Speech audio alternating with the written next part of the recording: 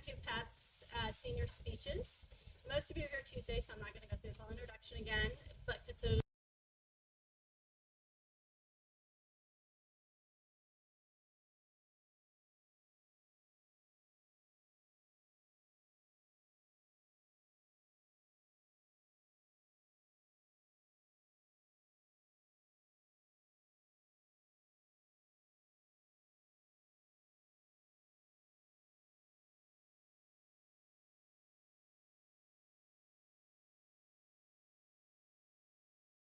visual aids on education.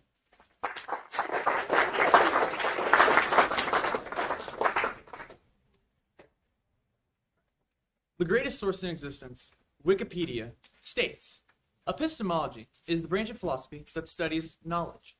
Epistemologists examine putative sources of knowledge, including perceptual experience, reason, memory, and testimony.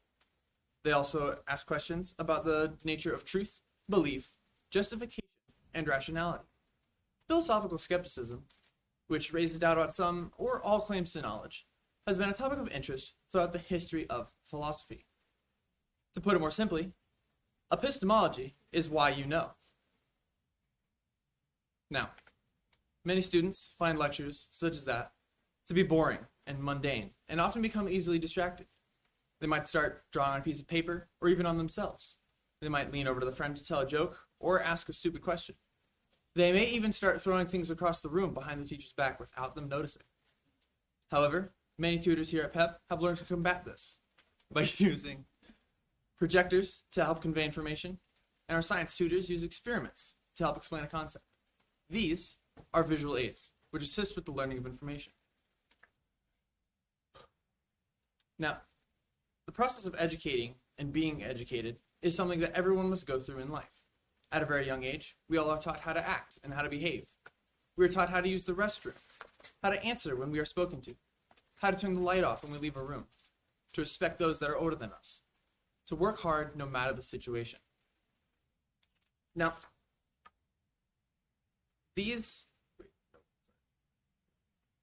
later in life, as a parent, we then must be the ones doing the teaching.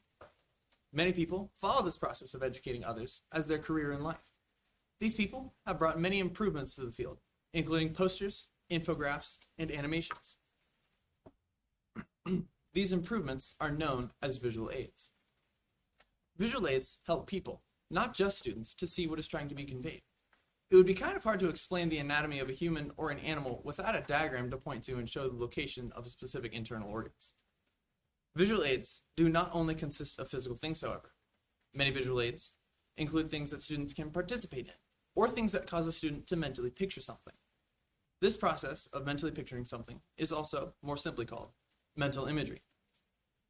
All of these improvements have led to what we know in schools today. Tutors accompanying lessons with visual points using projectors or a handout for people to look at themselves. Now, while the Bible does not directly speak on visual aids, Jesus used many things that would be considered visual when he was teaching his lessons. Keeping in mind that his lessons were meant to glorify God, we can learn not only his meaning, but his method as well. Pastors and youth pastors use diagrams to help get the information they are teaching across to their students and congregation. As small as it may seem, a church bulletin with fill in the blanks is also considered a visual aid because it allows people to write down the information for themselves, which helps with remembering that information. Like many teachers, pastors too have found visual aids to be helpful. Youth pastor Jonathan Monk once said, "If you look at the way I use the whiteboard, it's very basic. It's often a T-chart. I'm comparing two things." But what exactly is a mental or physical visual aid? I'll start with what a mental visual aid is. According to an article titled "Why Visual Learning and Teaching," the mental image or representation is defined as what an individual can feel, hear, see, or taste in one's own mind.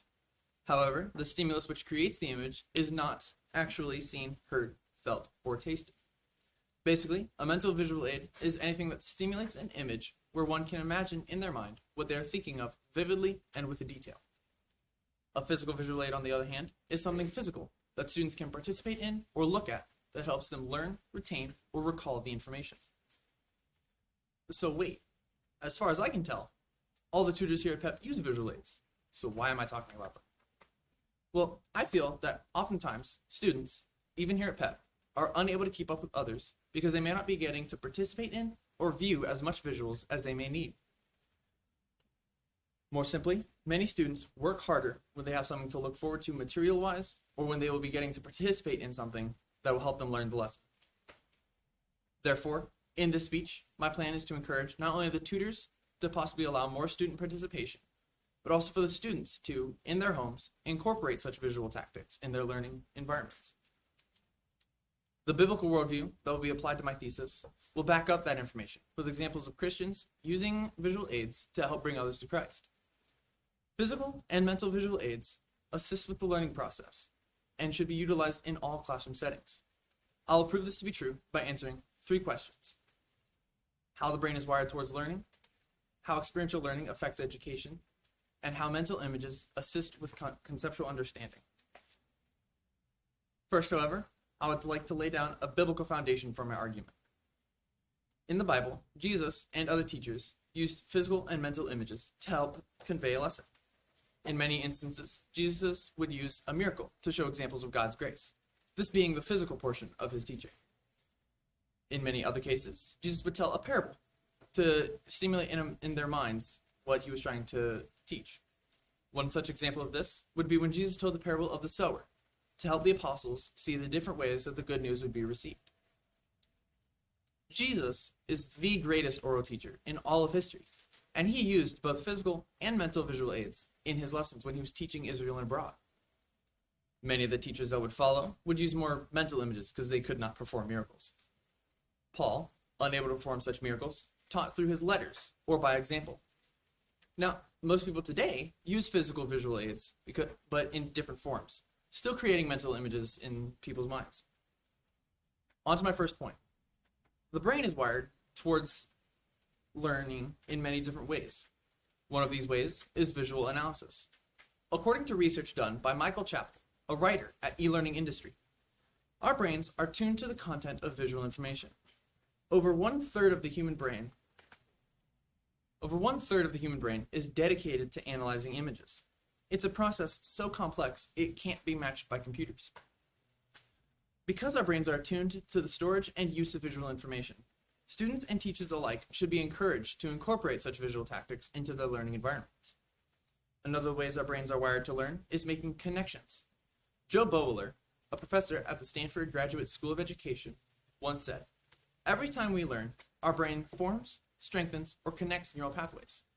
When our brain forms these neural pathways, it means that we learned something new. When it strengthens them, it means that we reaffirm something we knew already. When it connects them, it means that 2 concepts were now realized to be related." Due to how our brain is wired, these visuals stimulate more connections than lectures alone. A final major factor in how our brain is wired to learn is interest. Interest in a subject causes a student's brain to focus on the presented material. Dr. Judy Willis, a neurologist of 15 years, found that when your stress levels are down and your interest is high, the most valuable information tends to pass into your thinking brain. When you are anxious, sad, frustrated, or bored, your brain filters conduct sensory information from the world around you into your reactive brain. These reactive brain systems do one of 3 things with the information: ignore it, fight against it as a negative experience, or avoid it, causing you to daydream. If information gets routed to this reactive brain, it is unlikely that your brain will truly process the information or remember it. This quote gives a clear explanation of how when you are distracted, your brain dismisses any information it finds irrelevant at the given moment. However, when you are interested in the subject at hand, your brain more readily accepts and retains that information. Although our brain may use different methods to learn, there are other ways that our brain works in the education process. Some things we may have learned before without knowing it, as past experiences and experiences found in a classroom are helpful with learning. However, some may argue that the physical visuals in a classroom are actually a detrimental distraction instead of an aid when it comes to learning. Many researchers have performed experiments to determine whether students learn better when there are visual aids in a room or blank walls. A study from the Indiana Resource Center showed that overstimulation is an issue with students who may have autistic spectrum disorder, and recommends that teachers should try to limit auditory and visual distraction so that students can focus on the concepts that are being taught.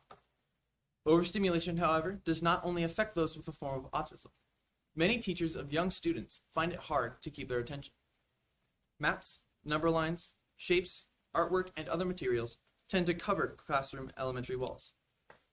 However, too much of a good thing may end up disrupting attention and learning in young children, according to research published in Psychological Science, a journal for the Association for Psychological Science. Anything that adorns the walls of a classroom can become something that can distract students from the presented material. Now, these arguments do pose valid points against my thesis. However, students and teachers alike will find that learning is most efficient with more than just words. This help is found in the form of visual aids. Surya Hikmat, author of Visual Literacy and Learning, a literature perspective, said that research reported in educational literature suggests that by using visuals in teaching results in a greater degree of learning. By using visuals, teachers are able to get their students to learn the material with a greater degree of interest. The opposing argument states that experiential learning takes away from the deeper intellectual learning. Confucius states, "I hear and I forget. I see and I remember. I do and I understand." Through the experience, the student not only gains a greater understanding of the material, but that learning can extend into their future as well. This leads to my second point. An experience-rich classroom helps students tie what they learn to what they hear, see, or feel. But first, what exactly is experiential learning? Experiential learning is, according to a definition offered by Northern Illinois University, learning through action, learning by doing, learning through experience, and learning through exploration or discovery. Many homeschool students are privileged in that they have had a more experiential learning process than other students. Becky Hollis, my own homeschool mom and teacher, would take us out into the woods when we were doing nature studies. Or when we were learning geography, she would have us listen to culture-related music or would cook us culture-related foods. By immersing the student in what they are learning about, they will not only have more fun in the class, but they will also experience and learn the material better. This experiential learning process requires participation. Thus, students are more inclined to learn when they are allowed to participate. According to an article posted by Northern Illinois University, proponents of experiential learning assert that students will be more motivated to learn when they have a personal stake in the subject, rather than being assigned to review a topic or read a textbook chapter. When a student has a personal stake in the learning process, it means that they get to physically do something. Instead of going back to their room and reading a book of a chapter, or chapter of a book, or going onto Google and looking something up on the internet, they are able to get hands-on experiential knowledge. Experiential learning can also lead to work experience in specific fields. SNHU content writer Joe Coate wrote that a chief benefit of experiential learning is that it helps you gain experience in a field before you actually begin your career. That is a vital piece of your academic journey, since the job market you will be entering often expects 1 to 2 years of experience, even for entry-level positions.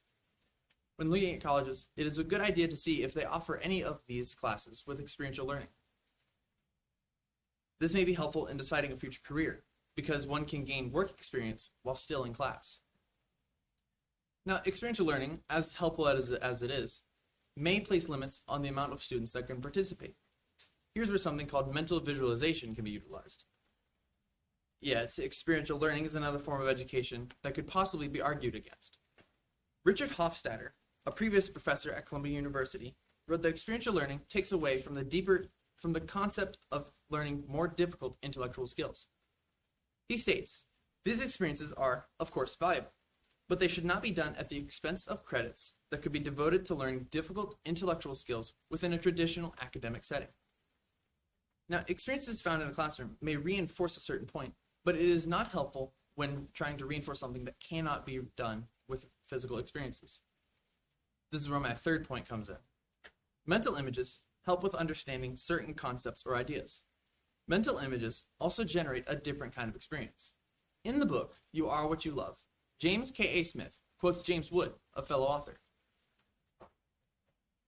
When we tell a story, although we may hope to teach a lesson, our primary objective is to produce an imaginative experience.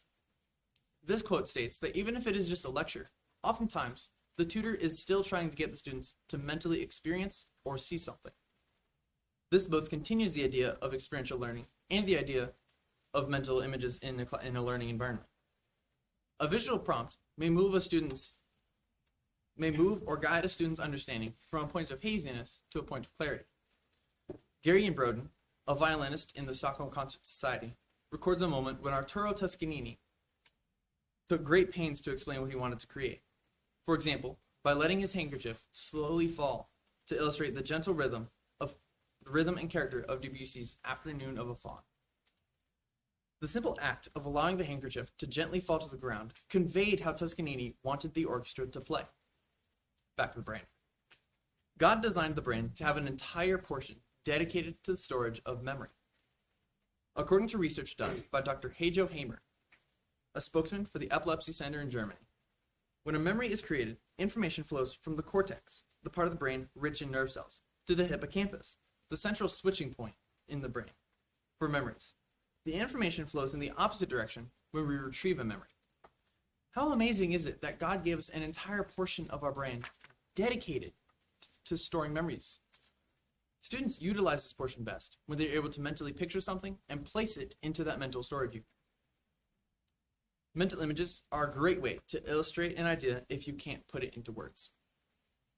Though many mental images may use physical supplements, learning can't just be visual cues. Jonathan Monk said again, I don't want to be a preacher who just talks at people. I want to be a teacher. A teacher, as we were taught at college, leads people through a passage, helps them along the way, as opposed to just talk.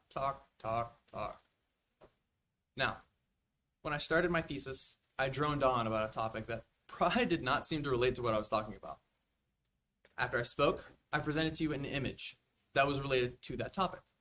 By a show of hands, how many people remember some of the things that I may have spoken about? Okay, now in contrast, how many people remember the image that appeared? Interesting.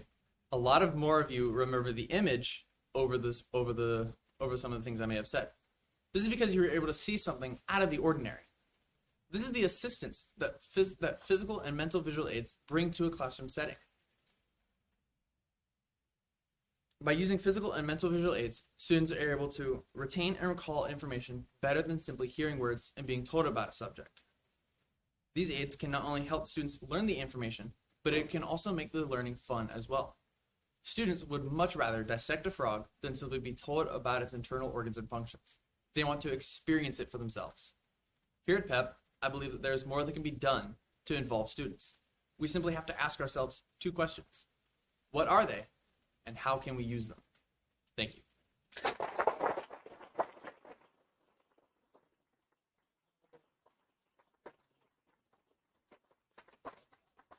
Any questions? Yes. So the question is, what made me choose this topic, and am I myself a visual learner? I am a visual learner. I'm a very mental visual learner. I like to picture things in my mind. But I don't think that's what led me to the subject. I really don't know what led me to the subject. I just kind of picked this and ran with it. Any more questions? Yes.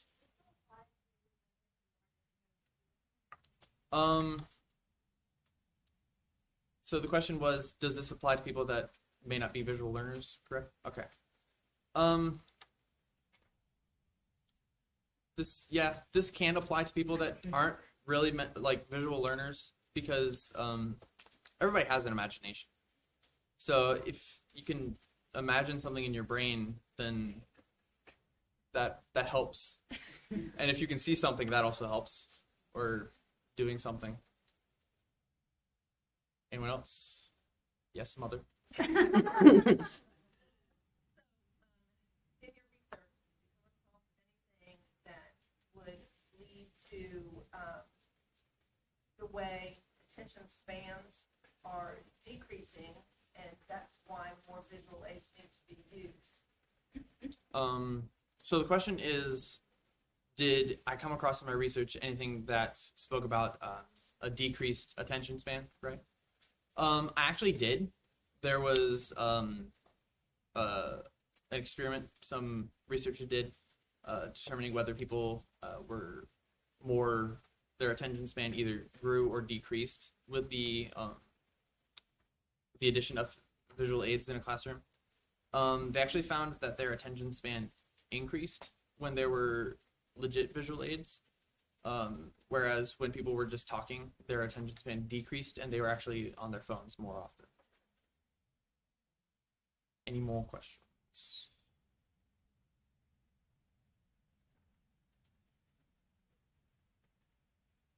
Yes. Luke or Thaddeus, one of you speak.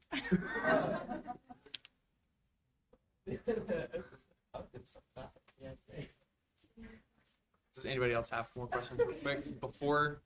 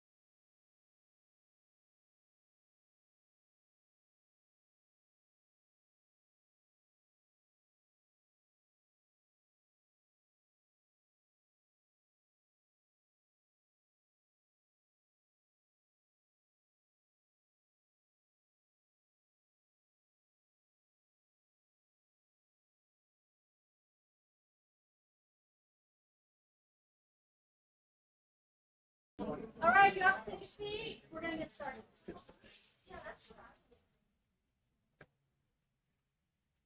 Our next speaker is Kate Dingfield. She has been going to PEP since Core A and plans on attending FSCJ in the fall. Now everybody, probably going to want to get out of the splash zone because she's about to spill the tea on social media.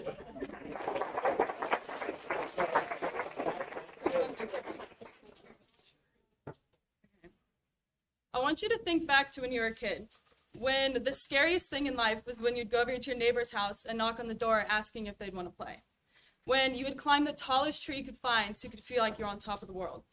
When the worst pain you could possibly imagine was falling off your bike and scraping your knee. Sorry. When the simplest things in life made you happy, whether it was your brother or sister finally sharing those Skittles with you, or maybe you finally find a stranger that'll wave back at you when you violently wave at them in the store. Now, I want you to think about your life now. You go to work or school, and you spend what seems like an eternity there. Then, later in the day, you come home, you go in your room, and you lay in your bed, and you play on your phone with the only light in the room being your phone screen shining on your face.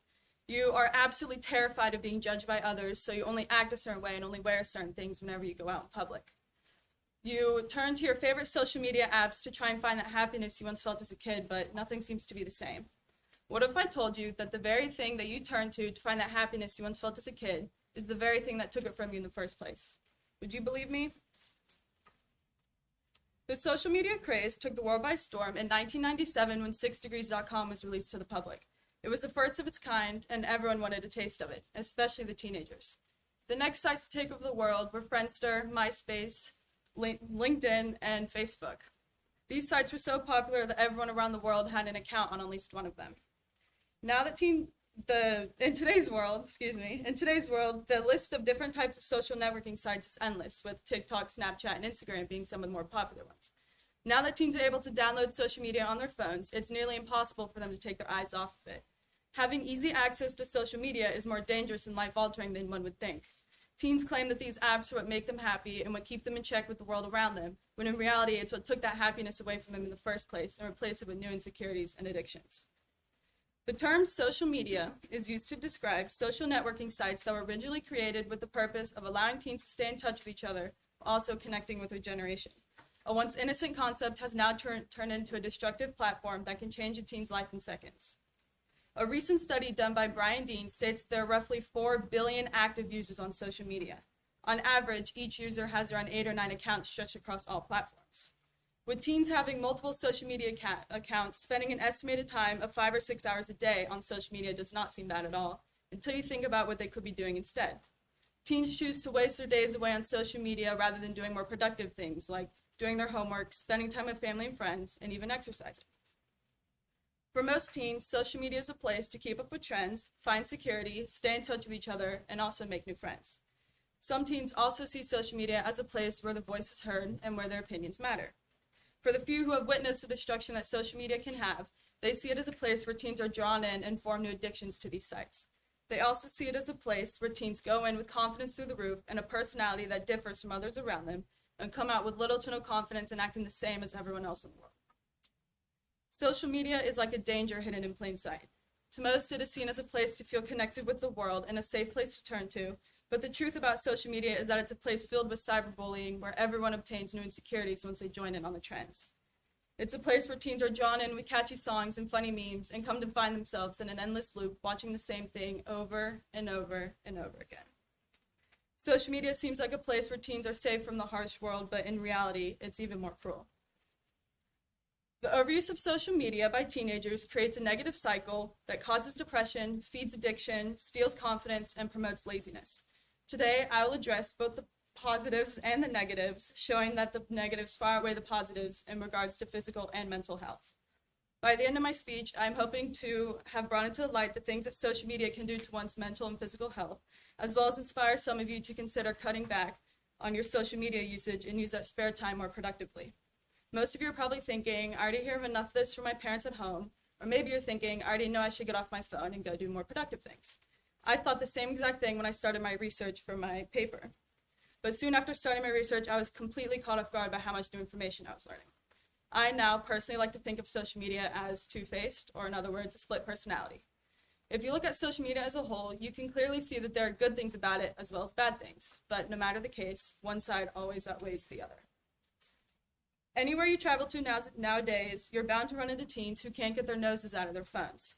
Most of these teens are the same ones who will argue with you for an eternity to try and convince you that social media is a must-have in order for them to get through their day. I'll be the first to admit it, they do put up a pretty good argument, but who knows, that may just be their addiction talking. Through the apps social media have come to love, they're able to call and video chat all their friends and family from anywhere around the world at any time they please. Without social media in the picture, staying in touch with each other would be a nightmare, almost as if they'd be better off not even trying. In addition, social media provides teens with a new way to make friends. With just a click of a button, two people who have never met before could be talking via video chat. Vishal Bojin states in his article titled Positive Effects of Social Media on Youth that social applications are playing an extensive role in terms of linking people. It gives a platform for those who can't travel and find it inconvenient to move out to meet people. Different apps, for example, WhatsApp, Twitter, Facebook, Skype, and Instagram have been introduced for this purpose. Now that people do not need to spend money and travel to meet people physically, they can meet their dears and loved ones just by making video calls. Social media provides teens all over the world with the ability to connect with anyone at any time they please. Although it may not seem possible, social media also has the ability to keep teens aware with what's going on in the world around them. Majority of teens do not take the time out of the day to watch the news. Instead, they would rather scroll on their favorite social media platforms and spend all their time laying in their bed playing on their phone. What is often forgotten about is that a large amount of people actually use social media as a way to spread awareness for the sensitive topics in the world. The website shadownet.com reports that social media raises awareness in the youth regarding sensitive issues that are not discussed in many societies. It raises the consciousness of hardships that people in different societies face. It creates political and social awareness and provides information of how to access support in case a certain situation arises.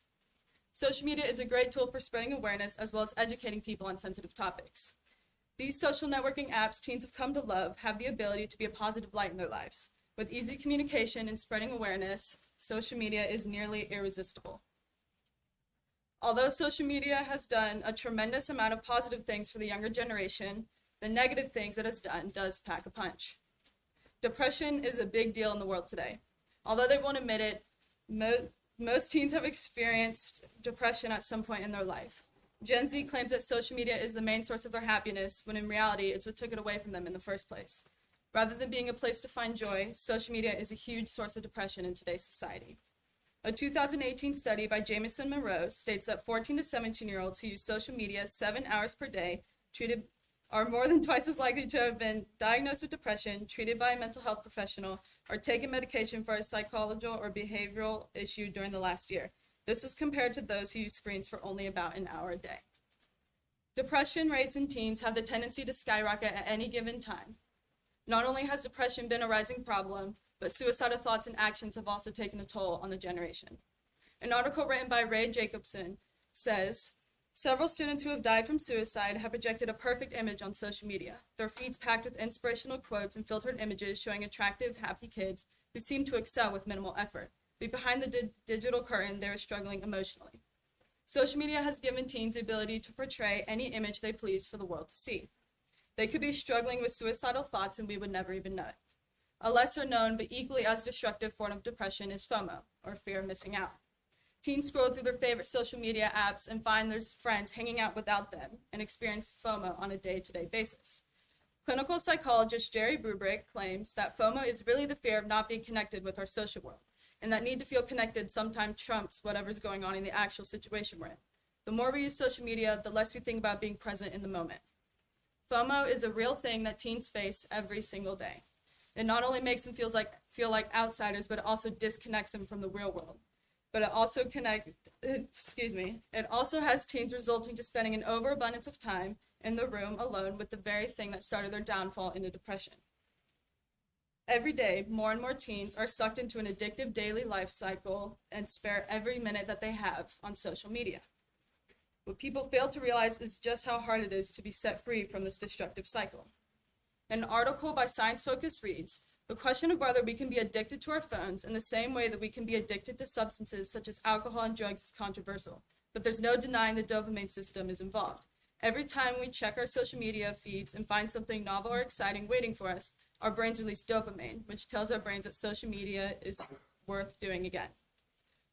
With social media and drug addiction being the same part of the brain, it's easier to see just how difficult it is to break free from this destructive life cycle. Being addicted to social media can do more than just create a nearly unbreakable cycle. Losing good relationships over social media addiction is something that happens to teens daily.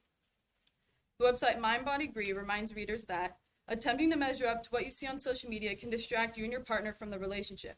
Inevitably, real life won't look like the endless highlight reels we see on social media, which can lead to disappointment in either yourself, your partner, or both. Spending a large amount of time of your day on social media can give you unrealistic expectations for your relationships. When your significant other or your friend does not meet the unrealistic standards you've set before the relationship has even started, it can lead to dissatisfaction, which can lead to arguments and can ultimately lead to a breakup or a loss of a friend. Being stuck in an addictive loop can also shorten a teen's attention span. It makes school and doing homework harder and harder to do and less of a priority in their life. According to Jamison Monroe, many experts believe that the constant overstimulation of social networking shifts the nervous system into fight or flight mode. As a result, this makes disorders such as ADHD, teen depression, oppositional defiant disorder, and teen anxiety worse.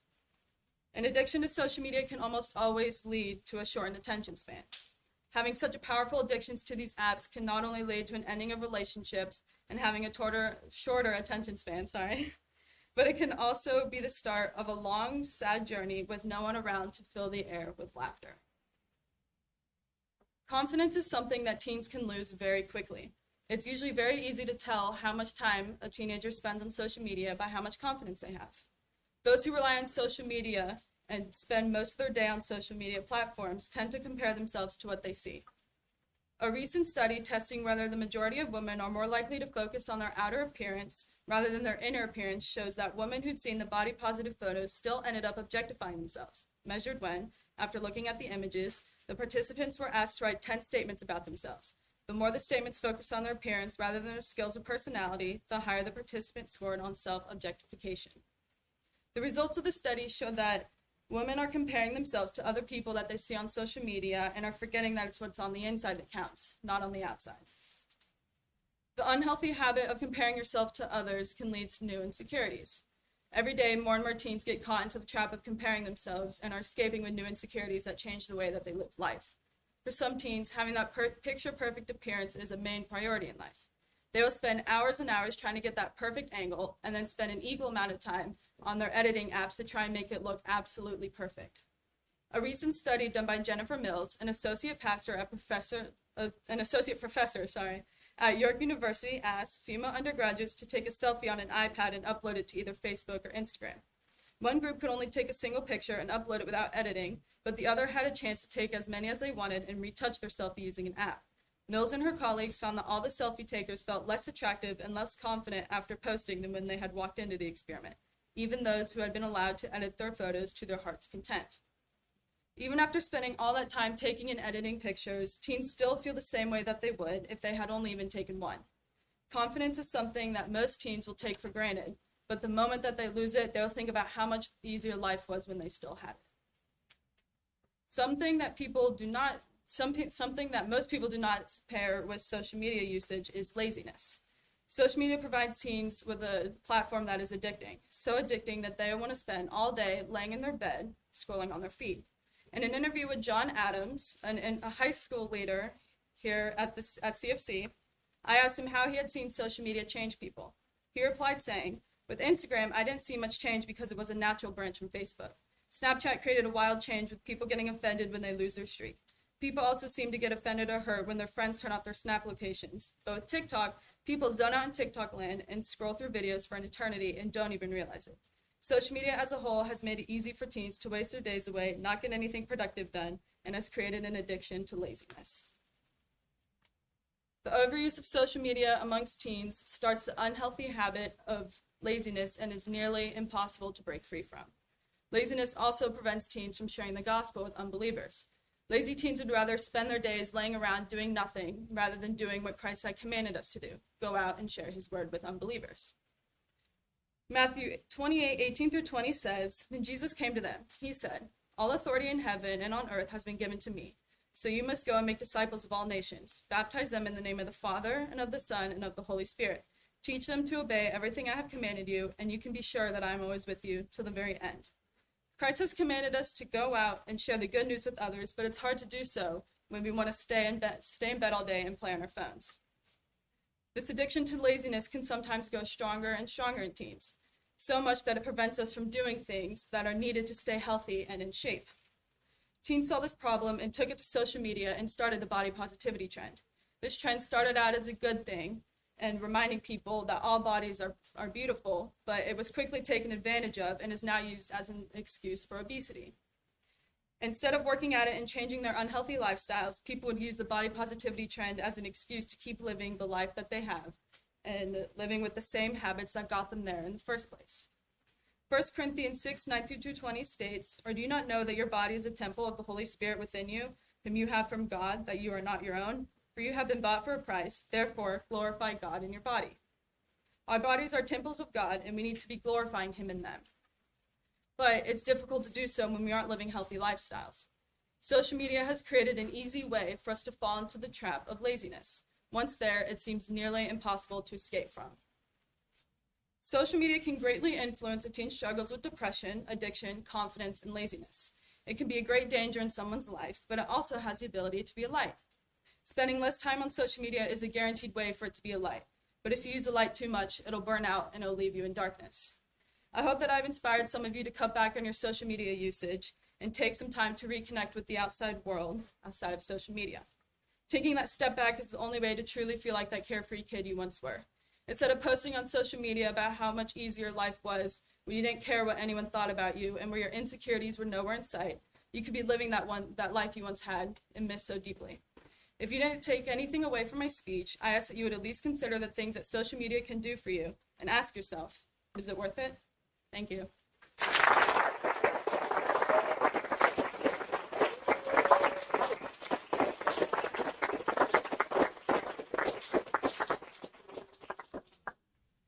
Any questions? Yes.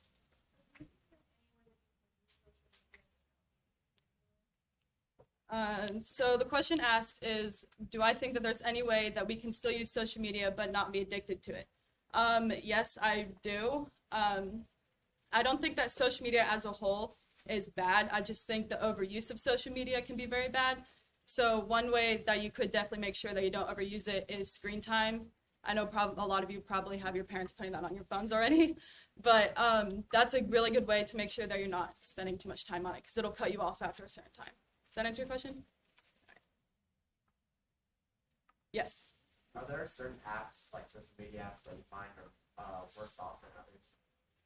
Can you repeat the question? Sorry. Are there like certain social medias that could lead to more of the negative effects? Okay. So the question asked is, do I think that there's any social media apps that are more addicting than others? Right? Okay. Definitely yes. I think that TikTok is probably one of the most addicting apps. I mean, I probably think that most of us in here probably spend a lot of time on TikTok. But like things like Pinterest, I don't think are as addicting. Yeah. Does that answer your question? Okay. Okay. Online question from Melissa Casabon. So she asks, why do you think so many parents are okay with letting their children have social media apps, even though we know all the risks you shared are real, and even though they affect us as adults? Would you say these parents are bad parents? Good question. The question asked is, can you repeat the question? Sorry.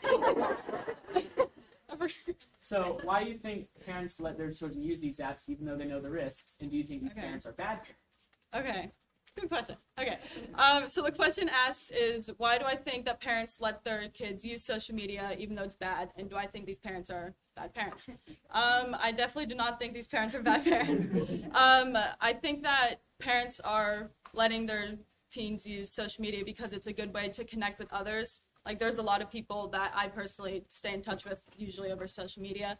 But I think it becomes a problem when we spend all of our time on there and we make stuff like reading our Bible and doing our homework and spending time with family like second priority to social media. I'm sure they. Yeah. Any more questions? Yes, Damon. How did your research change your own usage of social media? Good question. The question asked is, how did my research change my use of social media? Sorry. Well, at first I didn't really spend a lot of time on social media because my mom put screen time on my phone, so I was already limited to my social media usage. But after like seeing how much social media can like really do to you and how much of like damage it can do, I was really taken back and was like, oh, I should probably get off my phone. And now I don't spend a lot of time on my phone. Does that answer your question? Oh. Yeah, Dad. Oh, great. The presentation sounded like you were saying that you could get off your phone more now. Interact with your family members. Good question, Dad. The question asks is if I'm going to get off my phone and spend more time with my family. Usually when I'm in my room, I'm asleep and not on my phone. So sure. Does that answer your question? Yes. Okay. Any more questions? Yes. So would you say that the direct addiction is to social media or laziness?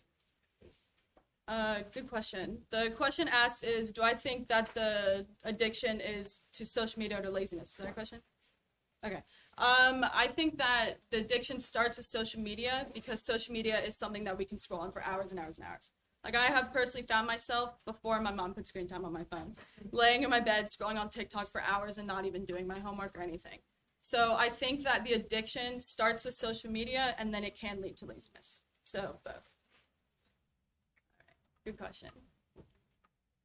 Do you have a question? Social media is connected to wanting to check their grandmother driving and look at your grandmother driving. That's a really good question. The question asked is, do I think that social media is connected with teens wanting to go on their phones while they're driving? Definitely yes. I know that social media, I mean, from personal experience, I have caught myself checking my phone on social media while I was driving and not even realizing it. So teens will say that they're changing their music, but they're probably on social media. So yeah. Good question. Anyone else? Oh, yes.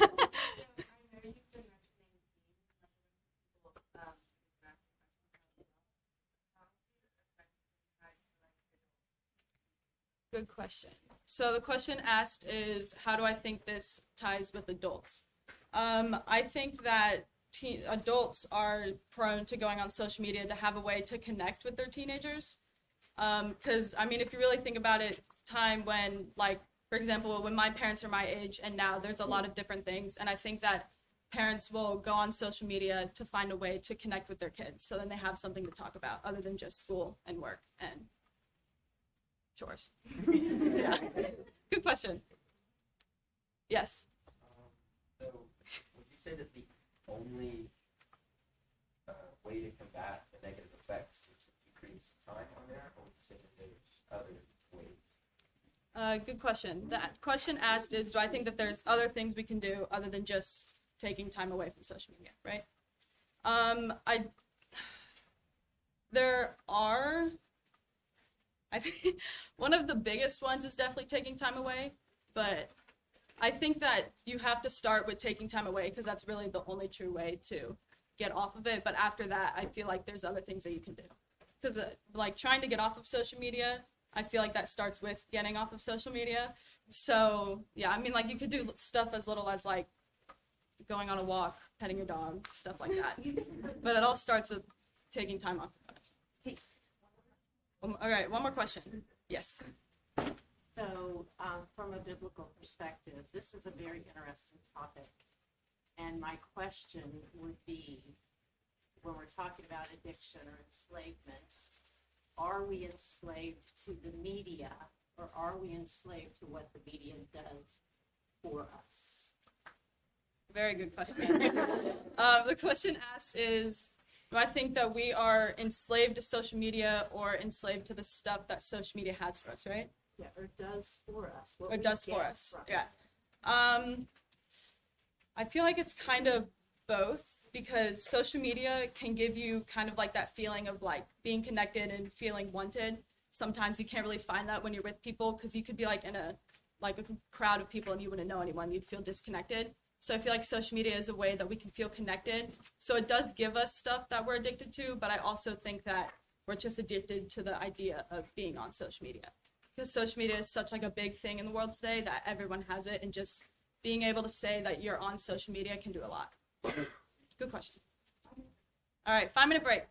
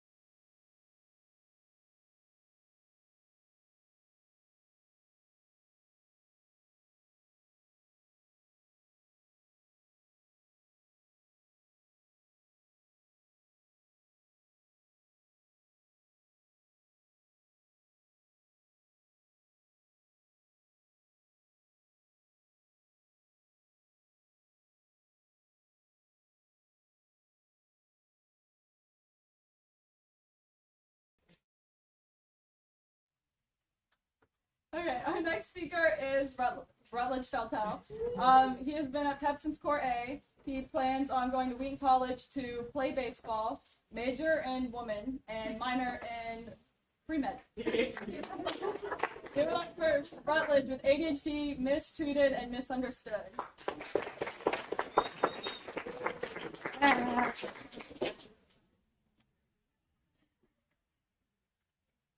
Classic classroom setting. Couple buddies sitting next to you, your crush across the room. There's the weird kid over there fidgeting in the corner, clicking his pen at a rate of exactly 427 times a minute. The class clown has fallen asleep, and your teacher is straight out of Charlie Brown. Wah, wah, wah, wah, wah, wah, wah, wah. However, out of that mess, you make out these two words. Group project. Finally. Just as you're about to call the boys, Brad, Chad, and Thad on over to partner up, you hear these ghastly words escape that monotonous mouthful. But I am picking your partners. Defeated by the dread teacher once again. You know she'll never put you with your friends. She claims they're a bad influence on your academic success. Ooh. So she begins to read off a list of names. Brad, Chad, and Thad are put with your crush. And just when you thought it couldn't get any worse, you hear your name rattled off along with the fidgeter and the clown. At least there'll be some comic relief. Now fast forward to the night of the due date, and you're pulling your hair out trying to get these men to pay attention. Sorry, I forgot my pills today, says the fidgeter, while the clown blurts out the worst jokes at the most random opportunities. Finally, you just send them home with instructions to just do the presentation in the morning. You resolve yourself to an all-nighter fueled by caffeine and sheer will. If they couldn't pay attention, you're going to have to suffer the consequences. Why couldn't they just focus? Now, new diseases and disorders are discovered every year. And it's no, in 2020 is a prime example of the immediate impacts that they can have on a population. It's not surprising that children have always known to be squirmy, starry-eyed, living in their own little universe. However, these behaviors manifested in some far more than others, to the point where they became a medical anomaly. One of the first recognized references to ADHD-type behavior was in Heinrich Hoffmann's poem, The Story of Fidgety Philip. This excerpt reads, "But Fidgety Phil, he won't sit still. He wriggles and giggles, and then I declare, swings backwards and forwards and tilts up his chair." Know anybody like that? Now, one of the first examples of the medicalization of ADHD seems to have been in 1902, when English pediatrician George Still first theorized that children who might otherwise be labeled as miscreants, intellectually incapable, or simple daydreamers might actually have a brain disorder, now known as ADHD, or attention deficit hyperactivity disorder. Today, over 10% of school-age children and young adults meet the criteria and are diagnosed with ADHD. Now, the existence of ADHD should not be a thing that has to be argued. However, too often parents are willing to chalk up their child's behavior to simple disobedience or laziness. These parents may refuse doctor's visits or treatment options, especially prescription medication. Now, because it's a real issue, today I will be discussing the arguments against the existence of ADHD and how so often many of these arguments stem from a fear of the prescription medications used to treat the disorder. According to the DSM, ADHD is classified as a mental and learning disorder. As such, it can and will have detrimental impacts on a child if left untreated. In 2003, there were an estimated 4.4 million cases of ADHD. By 2013, that number had risen to 6.4 million. This is almost a 50% increase in diagnoses in just 10 years, and these numbers are steadily rising. Now, before I begin my arguments, it's necessary to clarify some terms. ADHD is attention deficit hyperactivity disorder defined by the NIH, or the National Institute of Health, as a disorder marked by an ongoing pattern of inattention and or hyperactivity or impulsivity that interferes with function or development. Contrary to popular belief, instead of the ADHD brain being one that is overactive and overstimulated, it is actually believed that it is inactive and understimulated parts of the brain that cause ADHD type behavior. Now, I'll be discussing a few treatment options today. For the purposes of this speech, prescription medication refers to short and long-acting stimulants such as amphetamines and methylphenidates. Behavioral therapy is a series of sessions or classes with a trained psychiatrist aimed at modifying a child's behavior. Biblical counseling seeks to accomplish the same thing, albeit with the goal to glorify God by bringing the child closer to Him. Finally, the DSM is the Diagnostic and Statistical Manual for Mental Disorders, 5th edition. Now, public perception of ADHD raises the questions: how serious is ADHD really, and why is it important to me? Now, long-term struggles of untreated ADHD are frightening, and problems that patients may face include substance addiction, obesity, antisocial behavior, occupational problems, and academic challenges, among a myriad of others. While most adolescents do not actually have ADHD, American youth is more distracted than ever. Experts indicate that the prevalence rate for ADHD may now be above 15% for both those diagnosed and undiagnosed. Comorbid disorders, such as obsessive defiance disorder, obsessive compulsive disorder, and depression, exist in as many as 69% of ADHD cases. As such, it is vitally important that everyone understand and be able to interact with ADHD when they eventually encounter it in their lives. Now, even those who deny the existence of ADHD on principle can still agree that there's much to be done for students who struggle with learning disorders. Some of the possibilities include behavioral therapy, biblical counseling, and prescription medication. The question of how a society should treat those with ADHD will continue to gain prevalence as rates of diagnoses continue to rise. And the short answer is that it necessitates action. After all, what would you do if you, your friend, your brother, your sister, your classmate, or even your own child had ADHD? Now, today I will be discussing the alarming rise in ADHD diagnoses and lack of general knowledge surrounding the disorder. I will show how ADHD is often diagnosed and how prescription abuse has delegitimized the disorder. Finally, I'll discuss how we as Christians can be prepared to respond to ADHD through biblical counseling, behavioral therapy, and prescription medications. While ADHD is often misunderstood and mistreated, it is our duty as Christians to combat and understand this unheralded disorder. Now, recent years indicate flaws in the diagnostic procedure. Dr. Richard Saul notes that over my 50-year career in behavioral neurology and treating patients with ADHD, it's been in the last decade that I've seen rates of diagnoses truly skyrocket. Now, this rise in diagnoses indicates a growingly distracted and compulsive youth, and also issues with the diagnostic procedure. I will be discussing the issues with the diagnostic procedure as it's flawed at the core. According to the CDC website, deciding if a child has ADHD is a process with several steps, and there's no one single test to diagnose ADHD. Many other problems, such as anxiety, depression, sleeping disorders, and learning disorders, can have similar symptoms. One now only has to meet 6 of the 18 symptoms outlined in the DSM-5 to be qualified for a medical diagnosis. Some of the symptoms that a patient and parent will discuss with a pediatrician upon a doctor's visit include: is a child often not following through on duties, on instructions, or fail to finish their schoolwork? Do they fail in their duties in the workplace? Are they losing focus? Are they sidetracked? Are they often easily distracted? Are they often forgetful in their daily activities? Do they often interrupt or intrude upon others? Do they often fidget or tap with their hands or squirm in their seat? Now, because of these questions, subjectivity interpretations vary. What might often could mean 20 times a day to one family, whereas it might mean 3 times a week to another. Unfortunately, with no non-biased test to diagnose ADHD, it becomes easy to gain a misdiagnosis. In fact, ADHD may mistakenly be used now as a fallback diagnosis for doctors whose patients are presenting unusual levels of impulsivity, distraction, and inattention. This is where mistreatment can occur. According to Dr. Richard Saul, he's seeing a growing number of patients claiming these symptoms. A panel of doctors led by Dr. Michael J. Manos of the Cleveland Clinics conducted a study and published an article surrounding the treatment and diagnostic procedures of ADHD, citing that more than 1 in 10 or 11% of school-age children now meet the criteria for diagnosis of ADHD. Among adolescents, 1 in 5 high school boys and 1 in 11 high school girls now meet the criteria for diagnosis. Data collected on a patient, these same doctors found that in a study of 50 pediatric practices, only half of clinicians actually followed the diagnostic guidelines of at least 2 sources across 2 settings, spanning a period of at least 6 months. Yet nearly all, or 93%, reported immediately prescribing treatment or medication for treatment. Data collected on a patient should come from an unbiased source, or from a parent and at least one other unbiased source who has regular interaction with the child. These guidelines are in place to prevent a misdiagnosis, making the tests and questions more objective rather than subjective. If testimony is not collected, then a misdiagnosis may occur. However, when testimony is collected from the correct sources, there's an exponentially higher rate of correct diagnoses. As a result of the rising rates of ADHD and possible misdiagnoses, this disorder is further clouded by children's natural tendency towards sin and is delegitimized by prescription abuse.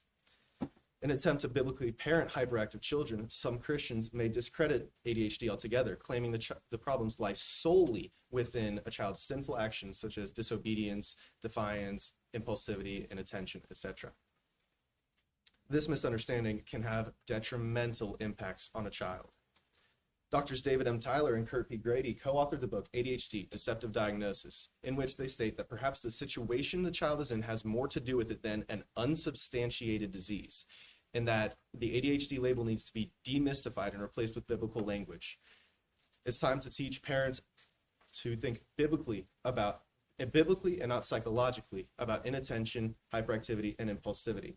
Now, while biblical training about anything is God glorifying, these authors are denying ADHD's existence not based on their beliefs about the Bible or God.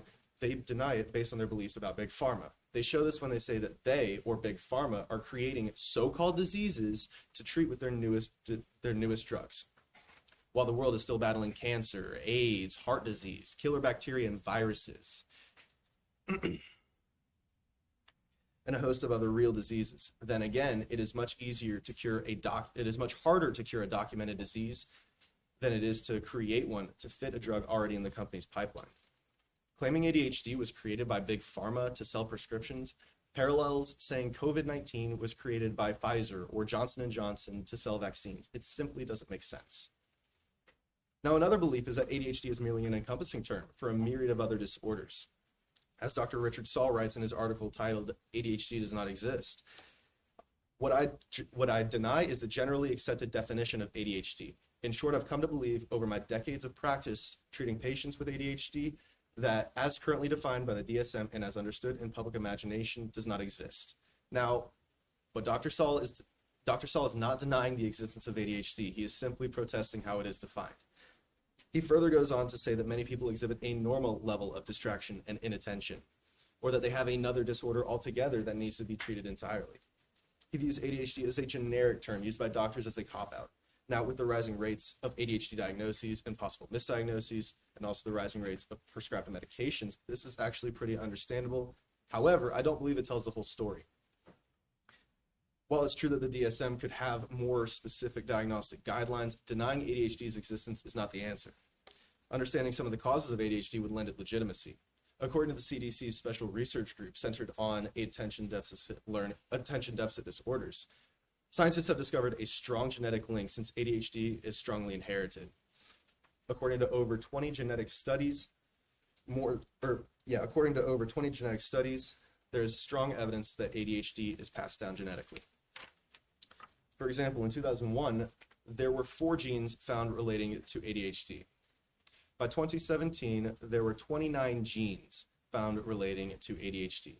This is a 725% increase in just 16 years of research. Further, Dr. Daniel Amen of the Amen Clinics uses advanced imaging technology to show the stark difference between the brain function of someone with ADHD and the brain function of a normally functioning brain. Holes in the diagram indicate a lack of proper function. This is the brain scan of a normally functioning brain. This is the brain scan of someone with ADHD. See the differences? Dr. Saul agrees that denying those presenting symptoms is simply unacceptable when he later says it's time to rethink our understanding of this disorder and offer more thorough diagnostic work to help people get the right treatment for attention deficit and hyperactivity. While Saul advocates rethinking, he does not in any way advocate denial. He recognizes that bickering about labels will not resolve anyone's symptoms. Now, as students transition from high school to college, many will struggle to cope with the new rigors of higher academics. They may search for a panacea, something to help them gain an edge in the classroom or focus better while studying. A group of researchers at Ohio Northern University, led by Adam Trimble, found that 9.3% of students had illegally used prescription stimulants in their lifetime, those used to treat ADHD such as amphetamine or methylphenidate. Additionally, 7.3% had used within 30 days of the study, and finally, prevalence rates on a single college campus were found to be as high as 34%. Because ADHD medications are a Class 2 prescription drug, their distribution is highly regulated and resale is a criminal offense. These students could be facing both expulsion from college and criminal charges. While students should absolutely strive for academic success, illegally taking ADHD medication removes the equalizer meant only for those who need it. Now that we have established that ADHD does in fact exist, that it is a problem, and if left untreated, it is serious, the final questions are raised. What should be done about it? With percentages rising, ADHD will eventually affect us each in some capacity. And as Christians, we are called to carry our brother's burdens. We should thus be equipped to do so. There's no one-size-fits-all way to treat ADHD. However, proper use of the treatment toolbox will help resolve symptoms. First, medication provides an effective relief of symptoms.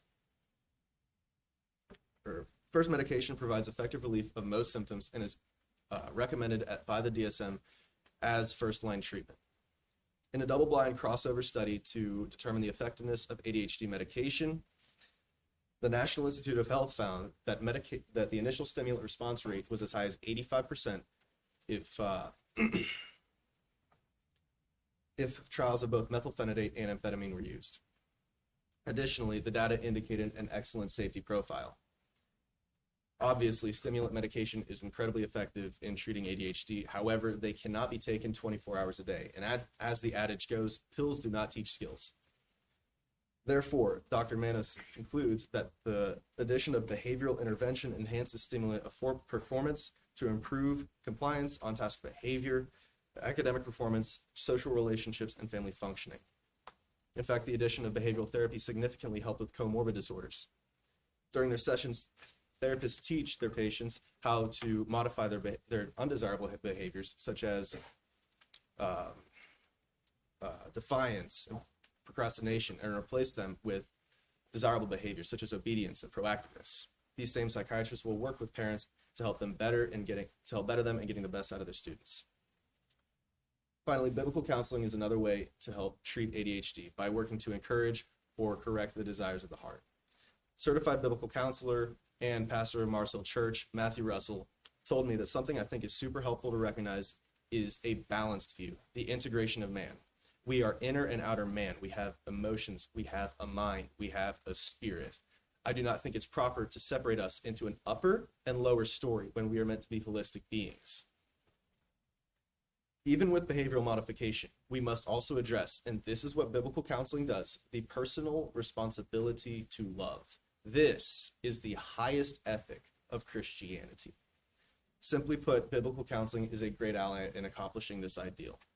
It will teach patients and parents how to combat impulsivity and inattention for God's glory, rather than just the student's success. Thus fulfilling Ephesians 4:22-24, which states, "But you were taught with regard to your former ways of life, to put off the old self, which is being corrupted by its deceitful desires, to be made new in the attitudes of your minds, and to put on the new self, which is created to be like God in righteousness and holiness." It does so by fulfilling 1 Corinthians 9:27. "But I discipline my body and I make it my slave, so that when I have preached to others, I myself will not be disqualified." Refusing treatment options, be they prescription medications, behavioral therapy, or biblical counseling, is like building a house upon sand. When the storm comes, it will eventually fall. ADHD is a threat to the academic success of the American student. It exists. It is a problem. It needs treatment. While definitions and diagnostic procedures may come into question, the evidence presented today suggests that millions of children suffer with this learning disorder. Though some patients have delegitimized it through their illicit use and distribution of study drugs, others should not have to face their consequences. Children and adolescents who forego the necessary treatments may face a complicated future plagued with academic problems, obesity, substance addiction, among a myriad of others. The proven success rate of medication when combined with behavioral therapy or biblical counseling will equalize that student and set them up for success. However a patient chooses to do it, the absolute worst thing that can be done for ADHD is nothing at all. So do something. Parents, get your children the help they need, and students accept it. Encourage one another, push one another to grow, have the uncomfortable conversations, and love as Christ loves you actively. God has given us the ability to learn far and above that of any other created being. All knowledge points back to him and his divinity and his sovereignty. Do not let the label of a learning disorder dictate your life. Thank you.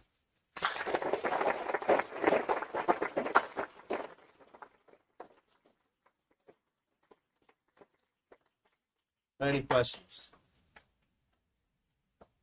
Yeah, Scott. That's a great question. The question is that ADHD overdiagnosed? So there was a lot of research that I couldn't fit into here, and that was some of it. That was actually part of the title of Dr. Manos' article, ADHD overdiagnosed and overtreated or misdiagnosed and mistreated. And there is some evidence that perhaps ADHD is overdiagnosed. That would be when doctors are using it as a fallback term instead of, getting the correct testimony, getting the correct, asking the correct questions, just saying, oh, you have ADHD, sending them off with some Adderall and saying, hope this makes you better. So yes, there is a lot of potential that ADHD is overdiagnosed. Does that answer your question? Okay. Grace. That's a great question. So the question is, what do I think has caused the rising rates of ADHD? There's a myriad of things. As Kate discussed, social media, I think, has had a huge impact on our brains, perhaps more than we may think. We are, as a generation, more and more distracted than ever. However, I also think it's simply that there has been a lot more research and a lot more testing done on ADHD, such that now it is becoming evident that a lot more children do have it. So it might even be that children and adolescents have been suffering with ADHD for millennia, and nobody knew. They just thought that they were miscreants or intellectually incapable. But now it's actually coming to light. Does that answer your question? Okay. Yes.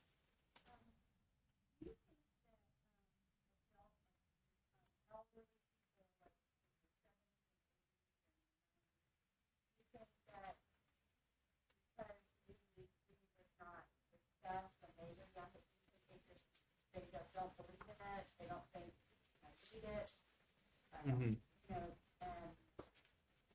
That's they're denying, like, I Mhm. tried, or like, I don't need that, That's a phenomenal question. Do I believe that older generations deny ADHD because it wasn't mainstream in their time? Is that the question? So I do think that could be part of the problem. Simply, yes, that was a bit outside the scope of my research. However, I think it's twofold, yes and no. I've had conversations with elderly people who would scoff at the idea of ADHD, and then I've had conversations in my research, for example, with my grandpa, and he was saying, "Oh, absolutely, this is absolutely real." He didn't try to say, "No, why are you studying this? It's not real. It's just pride." When I discussed the issue of denial, he said, "No, why would you deny it?" Does that answer your question? Mercy. From a biblical perspective, do you think that ADHD could be treated with just more attention from parents, comfort of the Holy Spirit, the recognition that it might be just an attack from the enemy, instead of prescribing medicine just to send them on their way, like in place of? Absolutely, yes. So the question is it should we could we look at ADHD in a much more biblical light, utilizing what the Holy Spirit has given us instead of prescription medication? That is where a lot of the issue of denial comes in. You can. I think it's a bad idea, to be totally honest with you.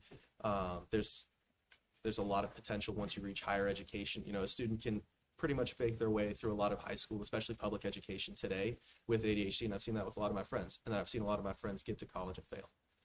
I've seen friends lose tens of thousands of dollars in scholarships because of untreated ADHD. So you can, and I would actually encourage going to scripture first, but don't let that be the only thing. Does that answer your question? Okay. I've got an online question. We have from an online user. They ask, could parenting practices such as lack of attention add to symptoms of ADHD? That's a great question. So could lack of parent attention add to symptoms of ADHD? Absolutely. A lot of the patterns that we set in our youth stick with us into our adolescence and young adulthood. So it is a medical disorder. However, I think it could start young for me. It started when I was in second grade, and I was able to fake my way through until I got to high school, and then then it got a little iffy. So, but could it? I would have to say that's a little bit outside the scope of my research, but my opinion would be that it could, but it's not the main route. Okay, we're gonna take a 5-minute break.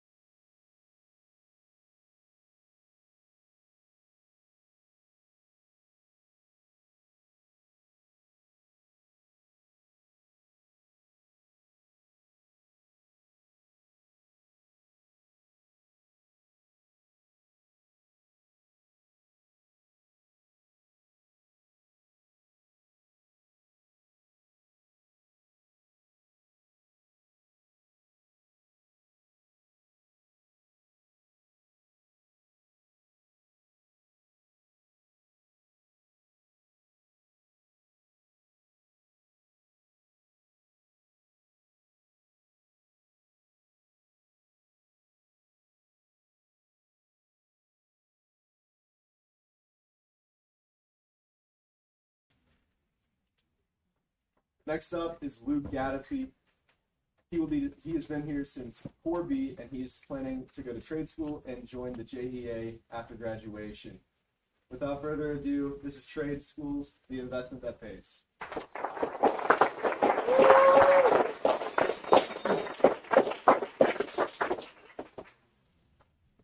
Since we were kids, we were all asked the same question.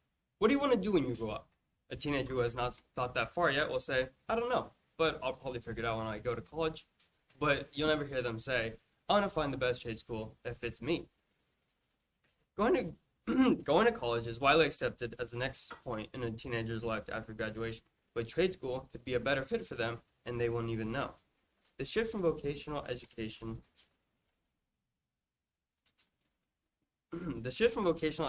has been a constant change and is now in full effect. The best starting point to look at is the GI Bill, which was created after World War II and gave younger veterans the ability to go to college on the government's money. Through the GI Bill, over 8 million veterans went to college in just the first 10 years. This was just a start to young adults being funneled into colleges. As these young adults returned from war, they were sent to a path of college and not vocational work, and this caused the decline of people filling trades. Another instance was after the Vietnam War, when the schooling changed and there was no more drive for kids to go to college. The main reason why vocational high schools was on a decline was that they no longer had a direct connection to their employers, and this made it harder for companies to find well-educated candidates. After both these wars, a leap was taken, which left vocational schools forgotten and unutilized by many. Now, as a few remaining tradesmen get old and new workers are required to take their spot, a large deficit has emerged. Those who had been on the path for tradesmanship have instead been rerouted to college educations. Trades are a necessary job, but there's no one to fill those jobs as of right now. To put the deficit in perspective, Gretchen Fraz of PBS states, the National Association of Manufacturing has warned that 2.4 million manufacturing jobs can go unfilled between now and 2028. And this is just in the manufacturing sector. This is not taking into account general contracting trades like electricians and plumbers. But to give a bit of clarification, when I say going to trade school, I mean going to vocational school or trade school, what is intended is a place where one learns about general contracting, such as being a plumber or electrician. When referring to college, what is meant is a 4-year degree in any type of major. Now, some in the audience may be asking, what does trade school have to do with me? Why should I not go to college and get a degree with why should I not go to college and get a job with that degree?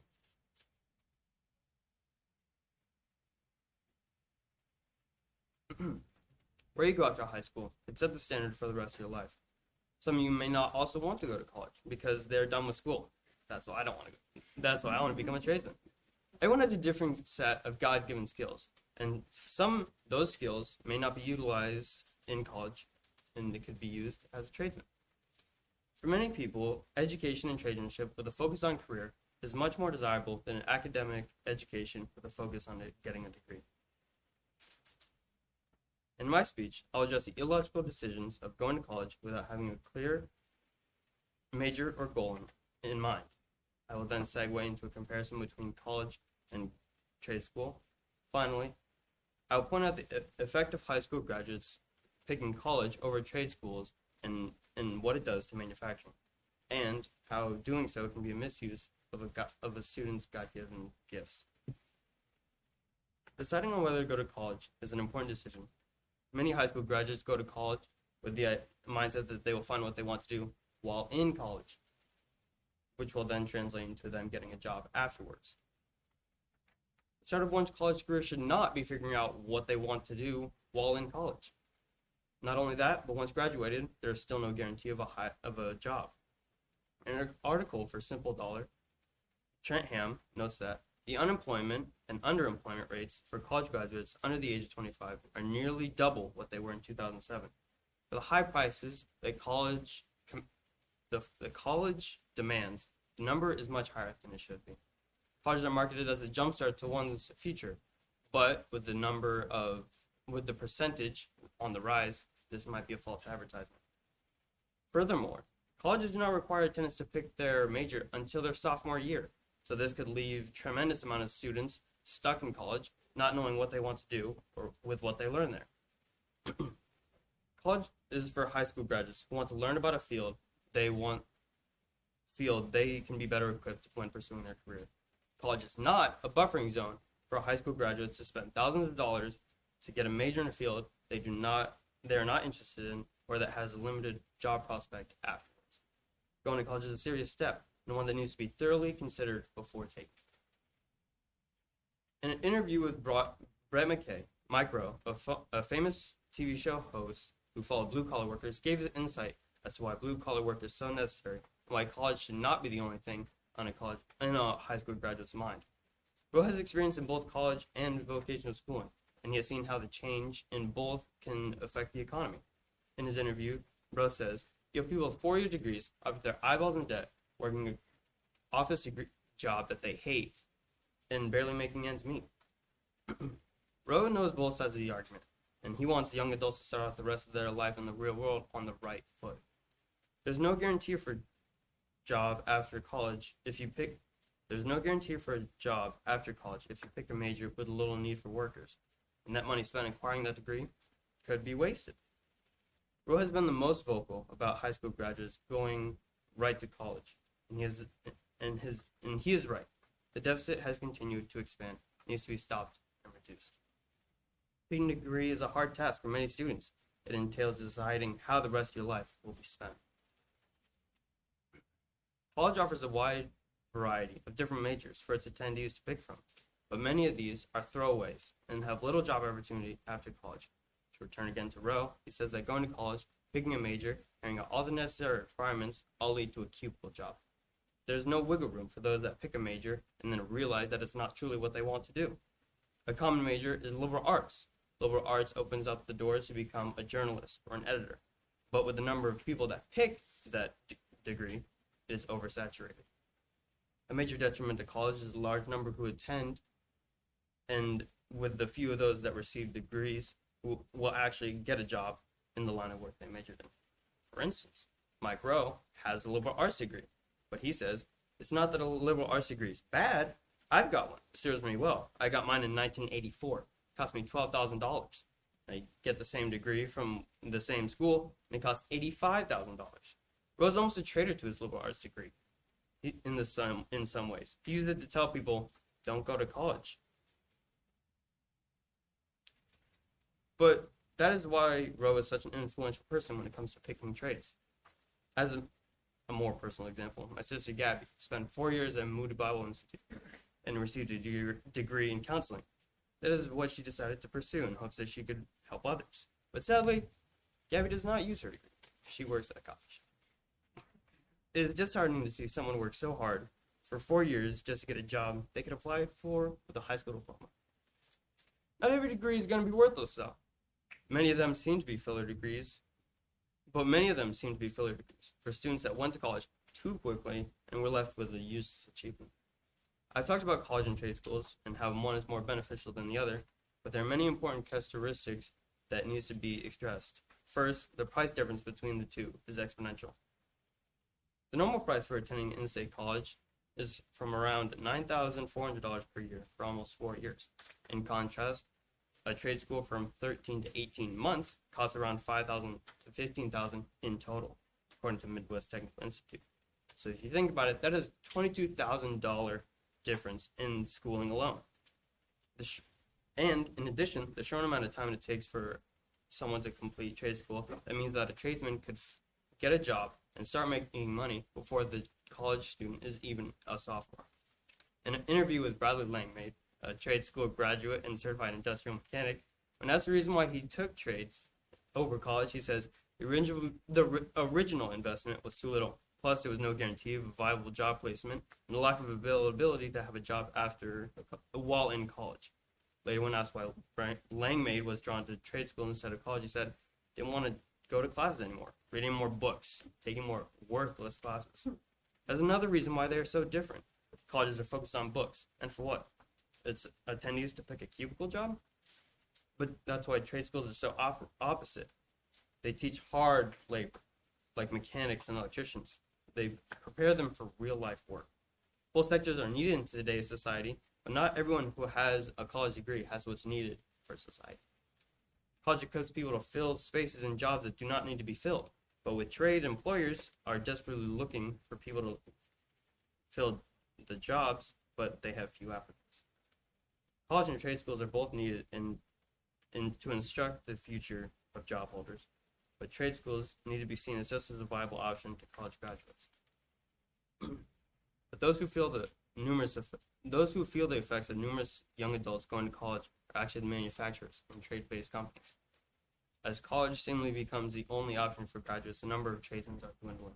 The National Association says the problem of not being able to hire qualified workers is getting worse as the unemployment rate drops and the labor markets tighten and baby boomers retire.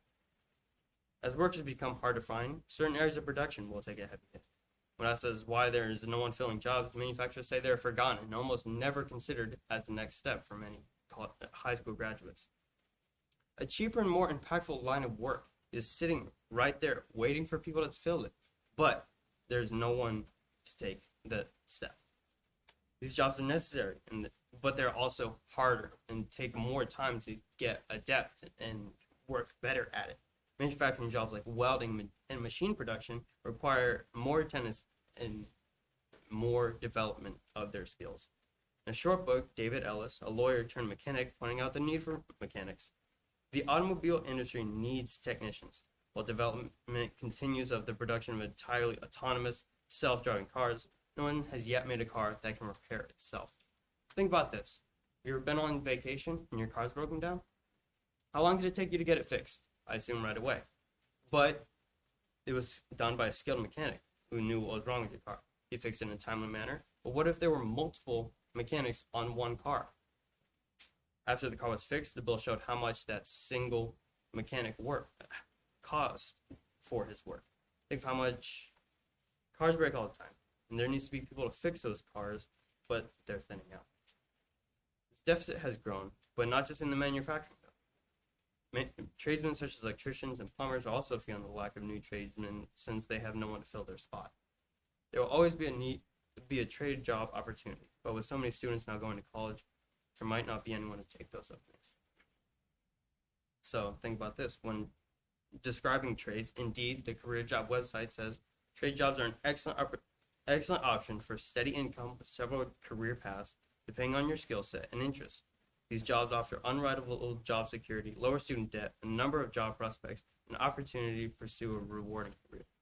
There are millions of jobs available, but they are left unfilled because working in trades does not have the marketability of colleges.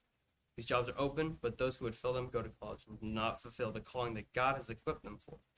Each and every one of us has a certain set of God-given skills, and we need to use those skills in a certain way. In 1 Peter, it says how we should use what God has given us. As each has received a gift, use it to serve one another as good stewards of God's very grace.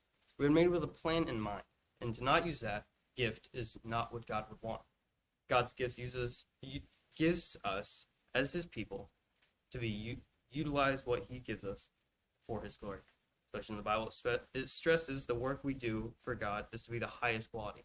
Colossians 3, it says, whatever you do, work heartedly, as not for the Lord and not for man, as for the Lord and not for man. Don't hit. Blaspheme. Knowing that from the Lord you will receive the inheritance as your reward. You are serving the Lord Christ. This passage is very expressive as that the gifts that we are working for all point to God. God made each and every one of us with gifts, and we need to be open to use those gifts for his glory. But, in contrary to my point, according to a statistic given by Shanna Juber in an article for Northeastern, they say 86% of college graduates consider their job a stepping stone for their career, while only 57% of those high school graduates can say the same. The majority of bachelor's degree holders, which is 60%, say that they are highly satisfied with their job, and it's more than just a paycheck. But this does not take into account how long it took the degree holders to find a job in their sector.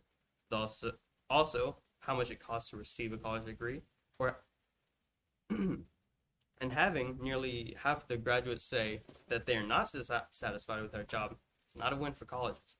They argue that some students go to college to receive their associates, which takes less time because that is all their desired field requires.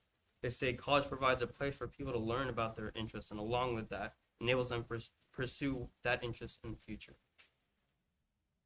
They make the case that not attending college in multiple ways lessens the opportunity that present themselves in the future. So by not going to college, you're doing a disservice to yourself by having everyone go to college. But having everyone go to college and rack up debt to fill low-level jobs is setting those who would have just attended trade school in debt for no reason. Now the point is made is how the pay for those with a degree is much higher than one with a trade school certificate.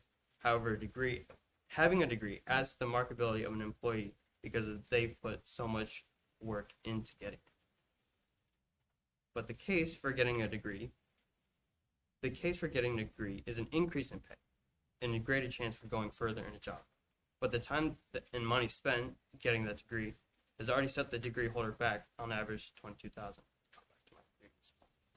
I'm looking for a welding job in Florida, and on Indeed, it shows that skilled welders can make up to $17 an hour.